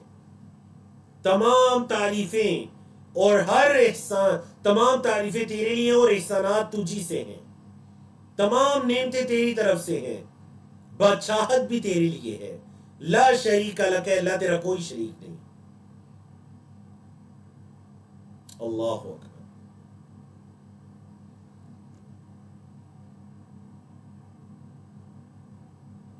तो उम्रा करने वाला जब मक्का मुकरमा पहुंचे तो मुस्ताहब अमल है कि वो दोबारा गुस्ल कर ले, वरना वुजू करे और तवाफ के लिए मस्जिद हराम में आ जाए। अब यहां पर एक चीज है, देखें, बाद लोग ये समझते हैं कि मक्का पहुंचने के साथ सबसे पहले जाकर उम्रा करना है। इतने थके हुए होते हैं, बाज़ औक़ात 1 दिन 2 दिन मुसलसल सफर की हालत में होते हैं, सेहत इजाजत भी नहीं दे रही होती, लेकिन वो ये समझते हैं कि पहले नहीं, जरूरी नहीं है, आप आराम कर लीजिए। 2 घंटे 3 घंटे 4 घंटे जितना आराम कर सकते हैं होटल के अंदर आराम कीजिए। हाँ, आप इहराम की हालत में और आप पर वही पाबंदियां लाजिम है। सोना भी चाहते हैं तो सो जाइए, चेहरे को नहीं ढांप सकते, बाकी जिस्म को बेशक ढांप लीजिए, कंबल कर लीजिए, कुछ कर लीजिए, चेहरे को नहीं ढांप सकते। आप अच्छी तरह से आराम कर लीजिए और उसके बाद जब बिल्कुल आप ताजा दम हो जाए, फ्रेश हो जाए, तो फिर आकर अपने उम्रे के अमाल को शुरू कीजिए। वुजू की हालत में, क्योंकि तवाफ के लिए वुजू का करना जरूरी है। जब मस्जिद हराम में दाखिल होने के तलबिया कहना बस कर दें, मस्जिद में दाखिल होने की दुआ पढ़ें। मुख्तसर दुआ है, अल्लाहुम्मा अफ्तह ली अबवाब रहमतिक, और तफसीली 2 दुआएं यहां पर लिखी होंगी। फिर हजरे अस्वद से अपने तवाफ को बकायदा ऐसे शुरू करें कि काबतुल्लाह आपके बाएं तरफ होगा। हर चक्कर की इब्तिदा भी हजरे अस्वद से होगी और इंतहा भी। हजरे अस्वद से आपने शुरू किया, दोबारा जब वहां पर पहुंचे तो एक चक्कर मुकम्मल हो जाएगा। मुस्ताहब अमल है कि हजरे अस्वद को बोसा दिया जाए, और अगर रश वगैरह की वजह से मुमकिन नहीं है बोसा देना तो फिर इस्तेलाम कर लिया जाए, हाथ लगा दें और अपने हाथ को बोसा दे दें। और अगर हाथ लगाना भी मुमकिन नहीं है तो फिर किसी चीज छड़ी वगैरह के साथ उसको छुएं, लेकिन उस हालत में उस छड़ी को बोसा नहीं देना। अगर ये भी मुमकिन नहीं है तो फिर हाथ से इशारा कीजिए, पहले चक्कर में कहिए बिस्मिल्लाह अल्लाहु अकबर, दाएं हाथ से इशारा बिस्मिल्लाह अल्लाहु अकबर, और फिर हाथ को बोसा नहीं देना। यहां पर अक्सर लोग क्या गलती करते, वो गलती ये करते हैं कि वो जब इशारा करते हैं ना हाथ से तो फिर भी हाथ को बोसा देते हैं।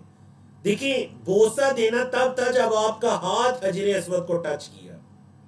हाथ अगर हजरे अस्वद को मस नहीं किया तो फिर आप बोसा नहीं देंगे, बल्कि जब आपने सिर्फ अगर इशारा किया है तो अल्लाह अकबर कहकर आप अपने बिस्मिल्लाह अल्लाह अकबर कहकर पहले चक्कर को और सिर्फ अल्लाह अकबर कहकर इशारा करके बाकी चक्रों को शुरू कर दें। ठीक है, ये मुस्ताहब अमल है कि आप अल्लाह अकबर कहकर चक्रों को शुरू करें। ये देखिए जी, ये है आपके सामने मताफ की एक पिक्चर कि आप समझ सकें। हजरे अस्वद भी आपको दिखाई दे रहा है, ये जो रेड कलर का है। देखिए आपने, ये है आपका हजरे अस्वद।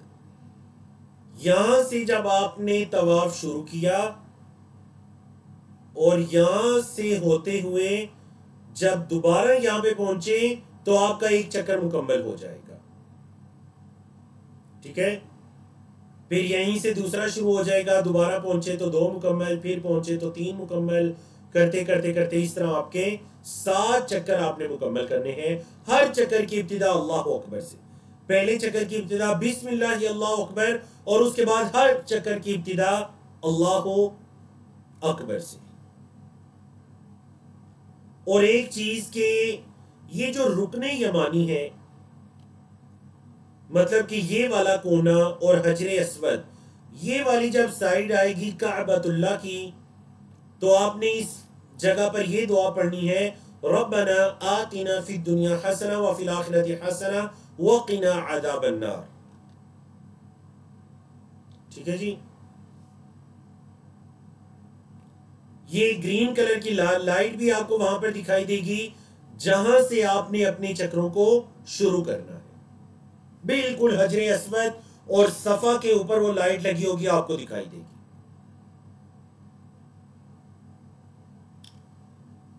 आपने ये जो रुकने यमानी है ना, मतलब ये वाली साइड, एक तरफ एक कोने पर हजरे अस्वद है, बिल्कुल उसके साथ दूसरी तरफ वाला जो कोने है उसको रुकने यमानी कहते हैं। यमानी इसलिए कि उसका रुख यमन की तरफ है। मुस्ताहब है कि रुकने यमानी को हाथ से छुए और बोसा ना दे। नबी करीम सल्लल्लाहु अलैहि वसल्लम ने हजरे अस्वद को तो बोसा दिया, लेकिन रुकने यमानी को बोसा नहीं दिया, बल्कि हाथ से छुआ। और रुकने यमानी और हजरे अस्वद के दुआ के दरमियान ये दुआ पढ़ना, रब्बना आतिना फिद दुनिया हसना, आखिर तक। पहले 3 चक्रों में रमल होता है अपने जिस्म को थोड़ा सा हरकत देकर चलना, मर्द हजरात के लिए, ख्वातीन के लिए नहीं। और मुकम्मल 7 चक्रों में इस्तिवा करना मर्द हजरात के लिए, दायां कंधा नंगा करना। और वो कैसे होगा कि आपके इहराम की ऊपर वाली चादर का बिल्कुल दरमियानी हिस्सा आप अपने दाएं कंधे के नीचे ले जाएंगे और उसके दोनों जो कोने हैं वो अपने बाएं कंधे के ऊपर डाल देंगे। यहां पर एक ये बात भी याद रखिए कि हर चक्कर की इब्तिदा में तकबीर कहनी है आपने, इंतहा में नहीं। तो इस तरह 7 चक्कर हैं तो 7 ही तकबीरात होंगे। बाद होगी कहते हैं जी पहले चक्कर की ये दुआ है, दूसरे की ये दुआ है, तीसरे की ये दुआ है। तो अल्लाह के रसूल सल्लल्लाहु अलैहि वसल्लम से हर चक्कर की अलग से दुआ साबित नहीं है, बल्कि सिर्फ रुकने यमानी और हजर अस्वद के दरमियान की जो साइड है, इसमें रब्बना आतिना फी दुनिया हसना व फिल आखिरति हसना, ये दुआ पढ़ी जाएगी। और बाकी तवाफ के दौरान जो दुआएं आप मांग सकते हैं मांगिए। अल्लाह की तौहीद के अज़कार भी कीजिए, नबी करीम सल्लल्लाहु अलैहि वसल्लम पर दुरूद और सलाम भी भेजिए, अपने वालिदैन उस्ताज़ा के लिए दुआएं मांगिए, उम्मत मुस्लिमा के लिए दुआएं मांगिए, बीमारों के लिए दुआएं मांगिए, परेशानों के लिए दुआएं मांगिए, अपने ईमान, अखलाक, औलाद सब के लिए दुआएं मांगिए। जो दुआएं आप मांग सकते हो मांगिए। ठीक है जी।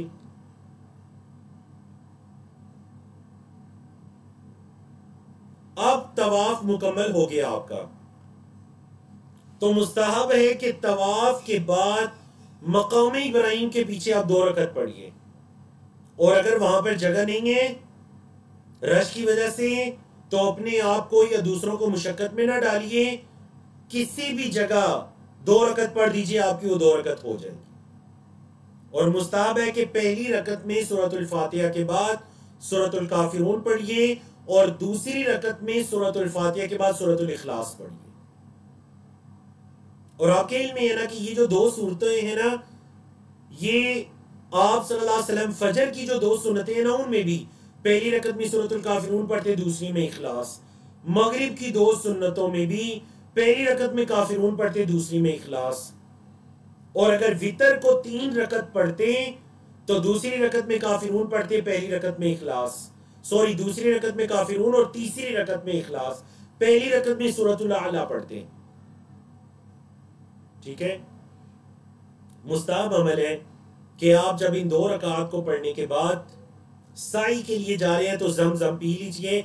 ना सिर्फ पी लीजिए बल्कि थोड़ा सा जमजम हथेली में लेकर अपने सर पर भी डाल लीजिए। मर्द हजरात, बाद लोग एक बहुत बड़ी गलती करते हैं कि एहराम की हालत में उनका दायां कंधा नंगा होता है, जिसको इस्तिबा कहते हैं, मतलब तवाफ के दौरान। तो तवाफ के बाद जब 2 रकते पढ़ने लगते हैं ना, तो उनका दायां कंधा नंगा होता है। नहीं, 2 रकते पढ़ते हुए अपने दाएं कंधे को ढक लीजिए, क्योंकि नमाज की हालत में कंधों का ढका होना जरूरी है। ठीक है जी। अब आते हैं सफा मरवा की साई की तरफ। तवाफ मुकम्मल हो जाने के बाद साई के लिए सफा मरवा की तरफ जाएंगे, और साई का आगाज कहां से करेंगे? सफा से। नबी करीम सल्लल्लाहु अलैहि वसल्लम ने फरमाया था, नबदउ बिमा बदा अल्लाह भी, हम भी वहां से इब्तिदा करते हैं जहां से अल्लाह ने इब्तिदा की। तो देखिए अल्लाह ने कहां से इब्तिदा की? सफा से। अल्लाह ने फरमाया सफा और मरवा, तो हम भी साई का आगाज सफा से करते हैं। ये आयती करीमा पढ़िए सफा पर जाकर, इन्ना सफा वल मरवा मिन शआइरिल्लाह फमन हज्जल बैत अव इअतमर फला जुनाह अलैहि अन यतवफ बिहिमा वमन ततव्वा खैरन फइन्नल्लाह शाकिरुन अलीम। ये आयती करीमा पढ़कर बैतुल्लाह के रुख हो जाइए, और वहां पर जो टाइलें लगी होंगी आप उनकी डायरेक्शन में खड़ी हो जाए। उनकी डायरेक्शन बिल्कुल बैतुल्लाह की तरफ है, और ये दुआ पढ़िए।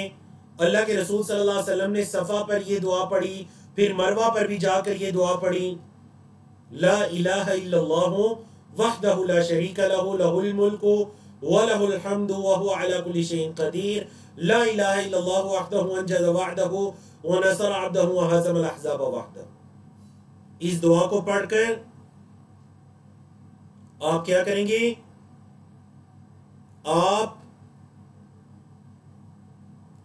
दुआ मांगेंगे, फिर ये दुआ पढ़ेंगे, फिर दुआ मांगेंगे, फिर ये दुआ पढ़ेंगे, फिर दुआ मांगेंगे। 3 मरतबा ये दुआ पढ़ें और दरमियान में दुआएं मांगे, जो दुआएं आप मांग सकते हैं। दुआएं मांगने के बाद सफा से आपने साई को शुरू कर दिया, मरवा की तरफ चलना शुरू हो गए। तो रास्ते में जहां पर इस तरह की ग्रीन लाइट्स आएंगी, ये जैसे कि आपको दरमियान की पिक्चर में दिखाई दे रही हैं, आपके सर पर ऐसी जो ग्रीन लाइट्स आएंगी, वहां पर मर्द हजरात अपनी रफ्तार को कुछ तेज कर लें, और अगर रश है तो फिर नॉर्मल चलिए, ना अपने आप को मुशक्कत में डालिए ना किसी और को। जब आप सफा से मरवा पर पहुंचेंगे तो आपका एक चक्कर मुकम्मल हो जाएगा।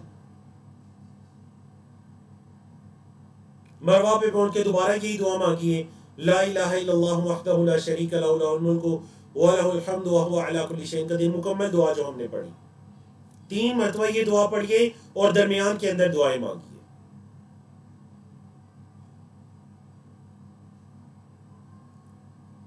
अब कुछ जरूरी तंबीहात देखें, आपने साई को शुरू किया सफा से, मरवा पर आए तो एक, मरवा से दोबारा सफा की तरफ गए, रास्ते में फिर ग्रीन लाइट्स आई, फिर थोड़ा तेज रफ्तार चले, सफा पे पहुंचे तो 2 चक्कर होगी, फिर मरवा पे आए तो 3, सफा पे गए तो 4, ठीक है। और इस तरह करते करते आप क्या करेंगे, मतलब सफा से मरवा 1, मरवा से सफा 2, फिर मरवा सफा करते करते जब आप मरवा पर पहुंचेंगे तो आपके 7 चक्कर मुकम्मल हो जाएंगे। ताक चक्कर है ना, तो शुरू सफा से किए थे, मुकम्मल कहां पर होंगे, मरवा पर। अब यहां पर कुछ तंबीहात हैं। सबसे पहली तंबीह तो यह कि साई के लिए वुजू शर्त नहीं है। जैसे तवाफ के लिए वुजू करना लाजिम था ना, तो अगर साई के दौरान आपका वुजू वगैरह टूट भी जाता है तो आप साई मुकम्मल कर सकते हैं, वुजू का होना उसके लिए जरूरी नहीं है। साई की इब्तिदा सफा से जबकि मुकम्मल मरवा पर होती है। हर चक्कर की इब्तिदा में दुआ मांगना है। जब सफा पर आपके चक्कर मुकम्मल होंगे तो वहां पर भी दुआ नहीं मांगना, क्योंकि आपने जहां पर साई की इब्तिदा की थी तो दुआ मांगी थी, तो 7 मरतबा दुआ होगी और 7 चक्कर हो गए आपके। साई को मुकम्मल करके अगर मरवा पर दोबारा दुआ मांगते हैं तो आपकी दुआएं 8 हो जाएंगी, हालांकि साई के चक्कर तो 7 है। तो पता चला दुआ हर चक्कर की इब्तिदा में है, ठीक है। बाद लोग ये समझते हैं कि तवाफ की तरह साई को मुकम्मल करके भी 2 रकत पढ़नी है, तो मरवा पर वो 2 रकत पढ़ना शुरू हो जाते हैं। हालांकि अल्लाह के रसूल सल्लल्लाहु अलैहि वसल्लम से साई के बाद 2 रकत पढ़ना साबित नहीं है। बाद लोग ये समझते हैं कि साई के दौरान भी मर्द हजरात अपना दाया कंधा नंगा रखेंगे, तो नहीं, ये इस्तिबा सिर्फ तवाफ में था। और ये जो दुआ बताएगी ला इलाहा इल्लल्लाहु वहदहु ला शरीका लहु और आयत करीमा इन्ना सफा वल मरवा, जो बिल्कुल पहली साई में पढ़नी है आयत करीमा, और दुआ हर चक्कर की इब्तिदा में पढ़नी है। इसके अलावा साई की कोई दुआ भी नहीं है, आप कोई भी दुआ मांग सकते। और अगर साई के दौरान नमाज हो गई तो आप नमाज अदा कीजिए और फिर वहीं से शुरू कर दीजिए। और इसी तरह तवाफ के दौरान भी तवाफ कर रहे हैं, 2 चक्कर हुए, 3 चक्कर हुए, नमाज का टाइम हो गया, सफ़े बनना शुरू हो गई, तो आराम से किसी साथ में बैठ जाइए, नमाज पढ़िए और नमाज के बाद वहीं से अपने तवाफ को शुरू कर दीजिए। अब देखिए, आपकी जब साई हो गई तो आप पर जो अगला वाजिब है वो ये है कि आपने यह हलक या तकसीर, हलक कहते हैं बालों को बिल्कुल मुंडवा देना, उसरा फिरवा देना, और तकसीर बालों को कम करवाना। लेकिन तकसीर होती है पूरे सर के बालों को कम करवाना। अल्लाह के रसूल सल्लल्लाहु अलैहि वसल्लम ने 3 मरतबा दुआ फरमाई थी सर मुंडवाने वालों के लिए, और 1 मरतबा दुआ फरमाई थी कसर छोटे करवाने वालों के लिए, तकसीर वालों के लिए, ठीक है। औरत क्या करेगी, औरत तकसीर करेगी और बिल्कुल अपने बालों की आखिर को पकड़कर 1 उंगली के पोरे के बराबर अपने बालों को काट लेगी। हलक या तकसीर के बाद मुअतमिर का उम्रा क्या हो जाएगा, मुकम्मल हो जाएगा और वो अपने इहराम से हलाल हो जाएगा। जरूरी तंबीहात क्या है, मर्द हजरात का मरवा पर ही खड़े होकर सर के बालों को बाल जगह से थोड़ा सा काट लेने से तकसीर नहीं होगी। आप देखेंगे जी, बाज उजाज ये करेंगे कि मरवा पर जब उनकी साई मुकम्मल हुई ना, तो मरवा पर ही खड़े होकर मर्द हजरात भी अपने बालों को जगह जगह से टक लगा रहे होंगे। ये बिल्कुल जायज नहीं है। तकसीर भी करनी है ना तो पूरे सर की करनी है, ठीक है।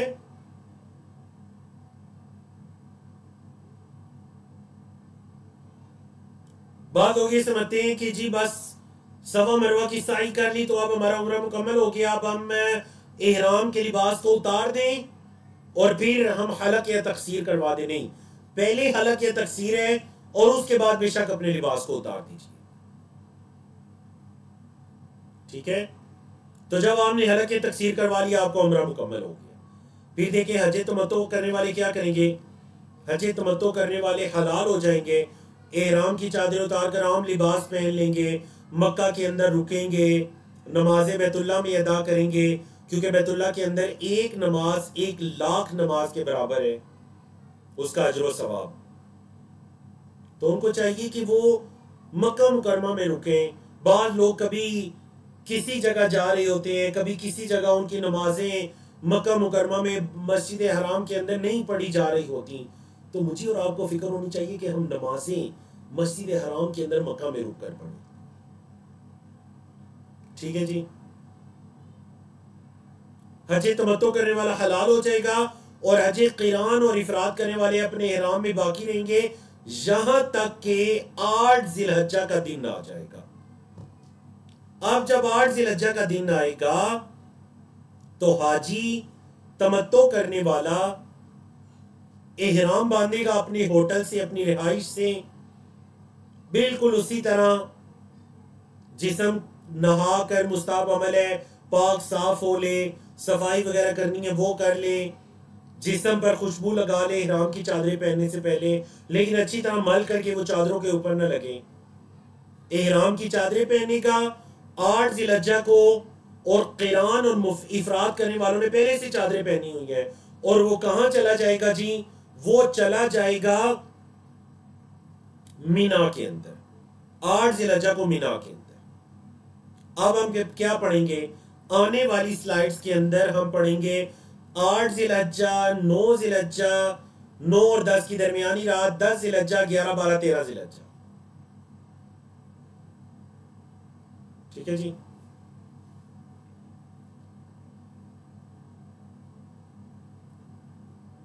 पहले जरा 8, 9, 10 के बारे में पढ़ने से पहले जरा आप मक्का मुकरमा के पूरे नक्शे को देख लीजिए।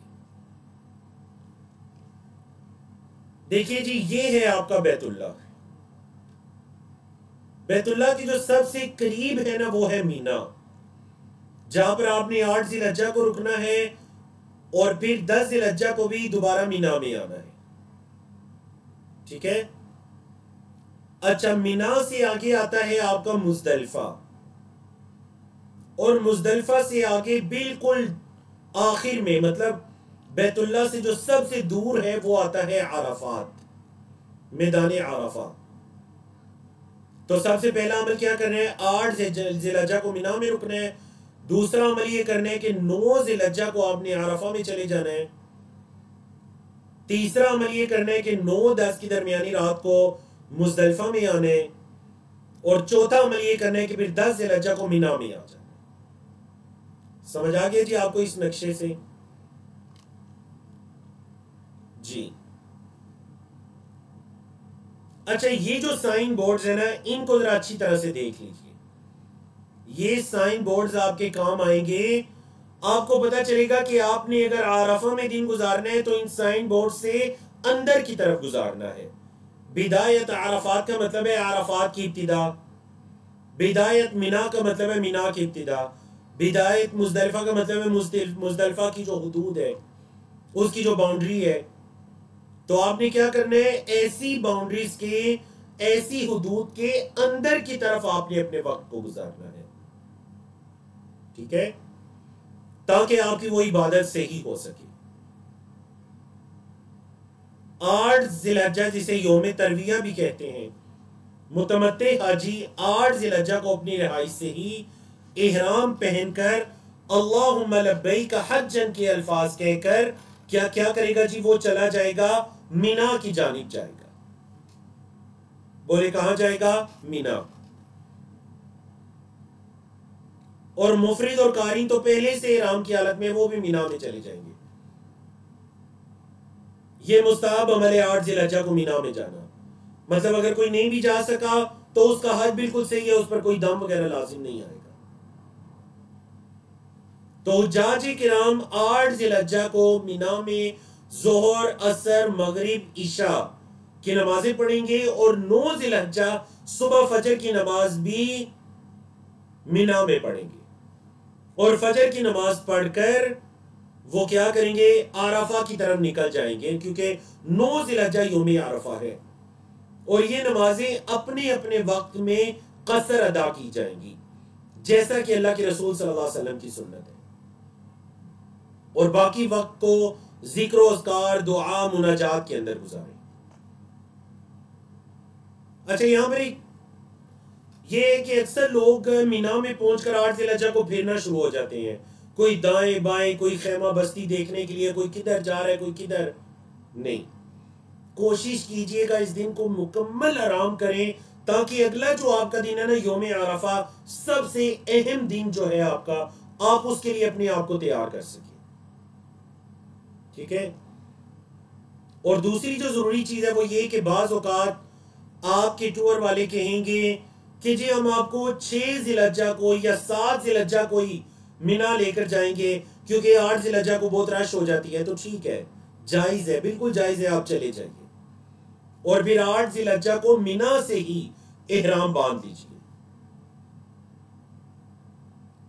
लेकिन मेरी ये नसीहत है अपने तजर्बे की रोशनी में भी कि आप अपने जो आपका हज का ग्रुप है उसके साथ रहिए, क्योंकि हमने वहां लोगों को रोते हुए देखा है। क्यों रोते हुए देखे हैं? क्योंकि जी वो अपने हज के ग्रुप से अलग हो गए थे। और याद रखिए, अगर आप अपने ग्रुप से अलग हो गए तो ये दिन आपको बाज़ औक़ात पैदल सफर करना पड़ेगा। ना अरफा में आप किसी खेमे में आराम कर सकेंगे, ना मीना में आराम कर सकेंगे, हर जगह आपको दिन बाहर गुजारना पड़ेगा, बड़ी मुश्किल में आप पड़ जाएंगे। कोशिश करें कि आप वो जो ऑपरेट करने वाले हैं उनकी बात को मानिए और उनके साथ रहिए, क्योंकि वाकईतन बाज़ औक़ात जहां लाखों लोग जमा होते हैं, बाद लोग अटक जाते हैं कि नहीं जी 8 जिलहज्जा को मीना में जाना सुन्नत है तो हम 8 को जाएंगे, 7 को नहीं जाएंगे। नहीं, मजबूरी होती है। अगर कोई कह रहा है 7 को तो आप उनके साथ चले जाइए, 6 को कोई कह रहे तो मजबूरी है उनके साथ चले जाइए। 9 जिलहज्जा यौम आरफा, हुज्जाज किराम 9 जिलहज्जा सुबह फजर की नमाज मीना में पढ़कर तुलुए आफ्ताब तक मीना में रुकेंगे और फिर तलबिया कहते हुए आरफा की जानिब निकलेंगे। अरफा में हज का खुतबा सुनने के बाद जोहर के वक्त में जोहर और असर की नमाजों को जमअन व कसरन अदा करेंगे। जोहर के वक्त में जोहर की नमाजों को जमा करते हुए जोहर असर दोनों को और कसरन 2-2 रकात दोनों को अदा करेंगे और फिर मगरिब तक के वक्त को जिक्र, अस्कार और दुआ और मुनाजात में गुजारेंगे। ये बड़ा कीमती दिन है। ये वो दिन है जिस दिन अल्लाह रब्बुल इज्जत सबसे ज्यादा गर्दनों को जहन्नुम की अजाब से आजाद करते हैं, जहन्नुम की अजाब से, आग से। तो कोशिश कीजिए इस दिन को जाया न कीजिए। इस दिन को जिक्र, अस्कार, दुआ, मुनाजात के अंदर गुजारिए, अल्लाह के आगे रोइए, गिड़गिड़ाइए। बड़ा कीमती दिन है।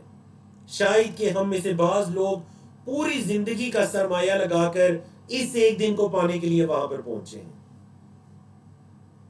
इस दिन ये कुल 5-6 घंटे का टाइम होता है, इसको जाया ना कीजिए।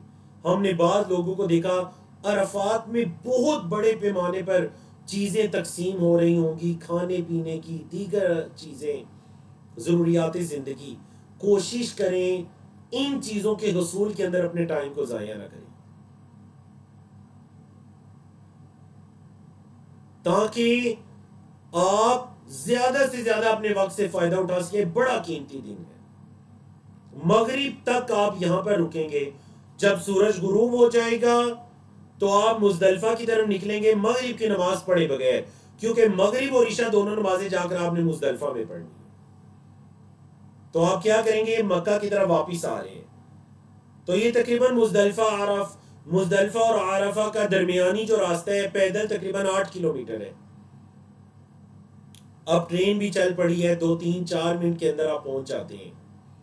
बसों का रास्ता भी है।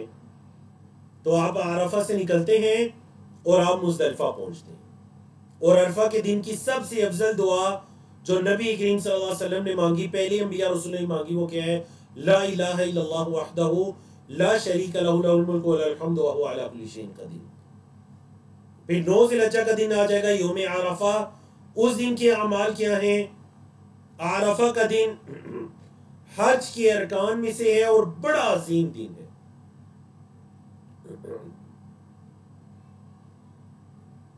सबसे पहले तो ये है, सूरतुल हज की आयत है, सूरतुल फजर की आयत है, नबी करीम सल्लल्लाहु अलैहि वसल्लम की हदीस है।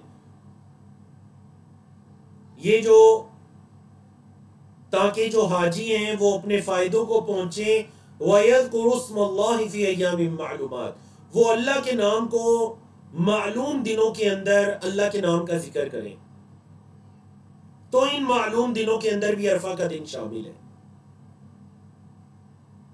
क्योंकि इन मालूम दिनों से मुराद ज़िलहज्जा की इब्तिदाई 10 दिन है और अरफा का दिन ये 9 ज़िलहज्जा है। अल्लाह रब्बुल इज्जत ने इन 10 दिनों की कसम भी उठाई सूरतुल फजर में, वलयालिन अशर, इन 10 रातों की कसम। इससे मुराद ज़ुल्हज्जा के 10 दिन है।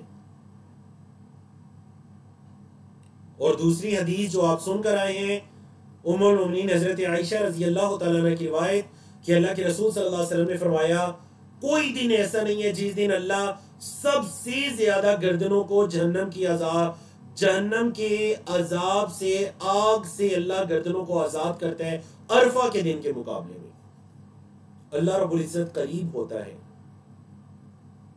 और फिर अल्लाह फरिश्तों के सामने फख्र करता है और अल्लाह फरिश्तों से कहता है, माँ अरादा हाउला, ये लोग क्या चाहते हैं?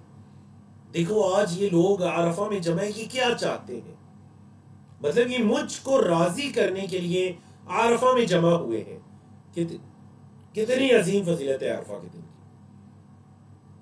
जरूरी तंबीहात, ये तसल्ली कर लें कि आप अरफा की हदूद के अंदर हैं। वही जो बिदायत हदूद अरफा का साइन बोर्ड था, आप उससे अंदर हो, ठीक है। मस्जिद नमीरा, ये जो मस्जिद है ना आपकी, मस्जिद नमीरा, ये हाफ निस्फ मस्जिद, याद रखिएगा, ये निस्फ मस्जिद अरफा से अंदर है और निस्फ बाहर है।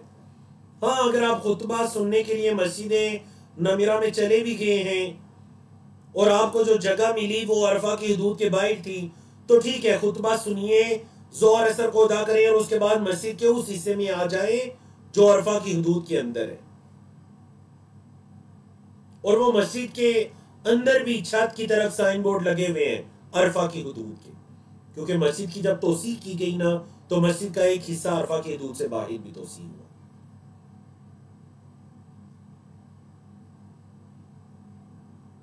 ठीक है जी। बाकी एक कीमती दिन है, इसकी हिफाजत कीजिए, कुछ आराम कर लीजिए। जोहर असर को पढ़ने के बाद दोपहर 1-2 बजे के टाइम में कुछ आराम कर लीजिए, ताकि फिर आप बिल्कुल ताज़ा दम हो जाएं और मगरिब तक के टाइम को आप मुसलसल दुआ मुनाजात के अंदर गुजार सकें। और याद रखिएगा, जो यौम अरफा के रोजे की फजीलत है ना, 9 ज़िलहज्जा के रोजे की फजीलत, वो उनके लिए है जो हज पर ना हो। हुज्जाज के लिए इस दिन का रोजा नहीं है। अब आपने क्या किया, सूरज गरूब हुआ, आप अरफा से निकलकर मुजदलिफा आ गए। अब जब मुजदलिफा में आए, मुजदलिफा में आकर आपने मगरिब और इशा की नमाज अदा करनी है, जमअन व कसरन, जमा करते हुए और कसर, मतलब मगरिब 3 रकत और इशा 2 रकत, और फिर पूरी रात आराम से गुजारे, क्योंकि अगला दिन आपका 10 ज़िलहज्जा का दिन है, जिस दिन हुज्जाजे किराम ने सबसे ज्यादा काम करने होते हैं।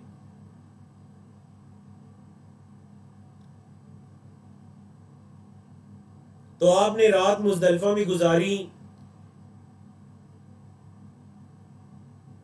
इस रात को मुसलसल आराम कीजिए।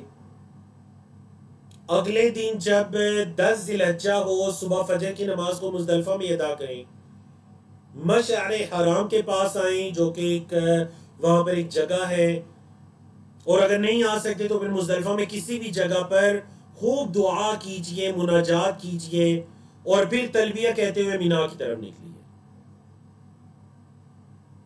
जरूरी तंबीहात के अंदर ये है कि बाज बुजुर्ग, बच्चे, जरूरतमंद या बाज औकात जिनकी ड्यूटीज होती है, बाज औकात वो रात के वक्त में मुजदलिफा से निकलते हैं फजर से पहले, तो ये बिल्कुल जायज है, वो निकल सकते हैं मुजदलिफा से मीना की तरफ।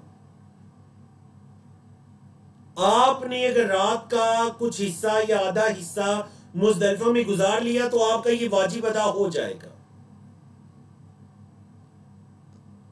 बाज लोग मगरिब और ईशा की नमाज जमा नहीं करते, मगरिब को मगरिब के वक्त, ईशा को ईशा के वक्त नहीं। अल्लाह के रसूल सल्लल्लाहु अलैहि वसल्लम ने दोनों नमाजों को जमा किया था।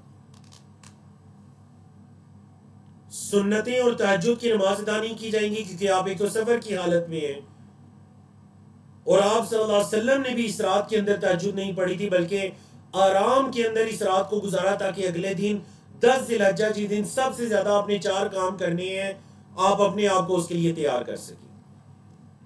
कंकरियां मुस्तहब है कि मुजदलिफा से लेने, नहीं तो किसी जगह से भी ले सकते हैं, मीना पहुंच के वहां से भी ले सकते हैं।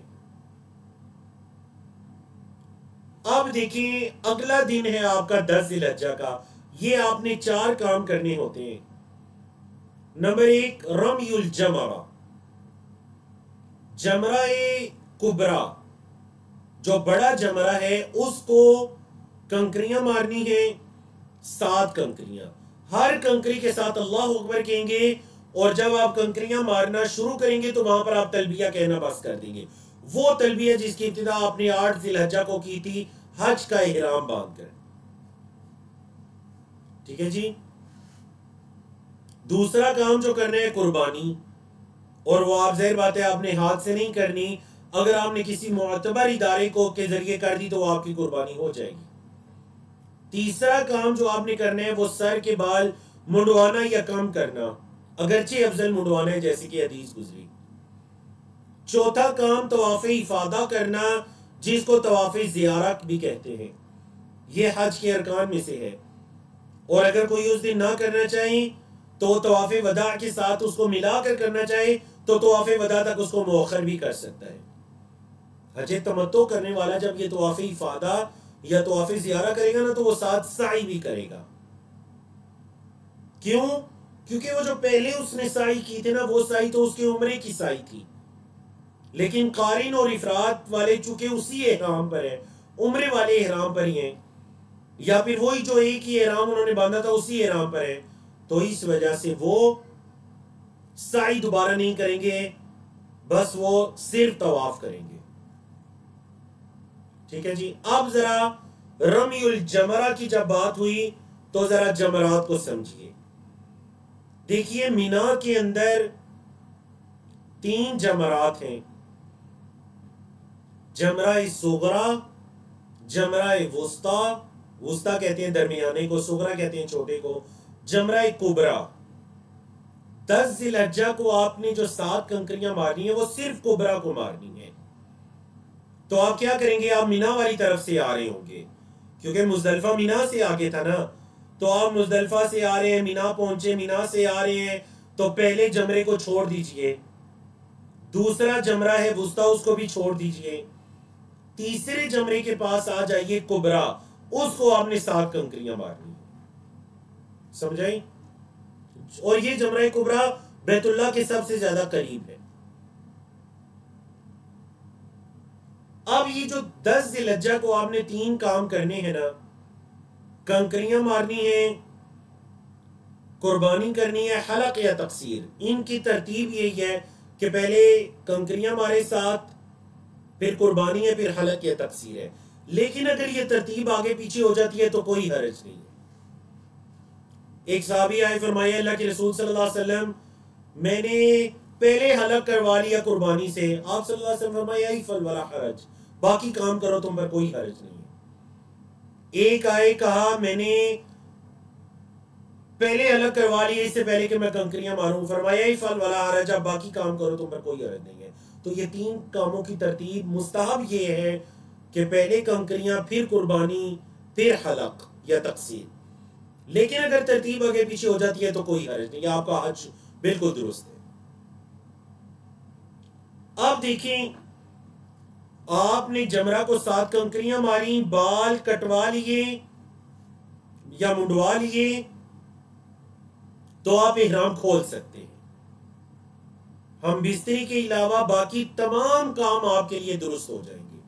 और अगर आप हिम्मत करके उसी दिन में जाकर तवाफ़े इफादा या तवाफ़े ज़ियारा जिसको कहते हैं वो भी कर लेते हैं, तो फिर हम बिस्तरी भी आपके लिए जायज हो जाएगी, क्योंकि आप मुकम्मल हलाल हो जाएंगे। ठीक है, ये भी तंबीह है कि ये समझना दुरुस्त नहीं है कि बाद लोग समझते हैं जी शैतान को मारा जा रहा है, इस वजह से बड़े बड़े पत्थर उठा के मारिए। बाज लोगों को हमने अपनी आंखों से देखा, कोई इसे बोतलें उठाकर मार रहे हैं। एक हादसा को मैंने अपनी आंखों से देखा, वो जूता मार रहे थे। नाउज़ बिल्लाहि मिन ज़ालिक। ये तो एक सुन्नत है, हम जिसका इह्या करते हैं, तो इस वजह से उसको कंकरियां ही मारी जाएंगी। जो आपका ये सुर्ख लोबिये का या सफेद चने का दाना होता है, इतनी तकरीबन वो कंकरी होती है। ठीक है जी। और एक वक्त में एक कंकरी मारी जाएगी। अगर किसी ने एक वक्त में 2 कंकरियां मार दी तो वो एक शुमार होगी।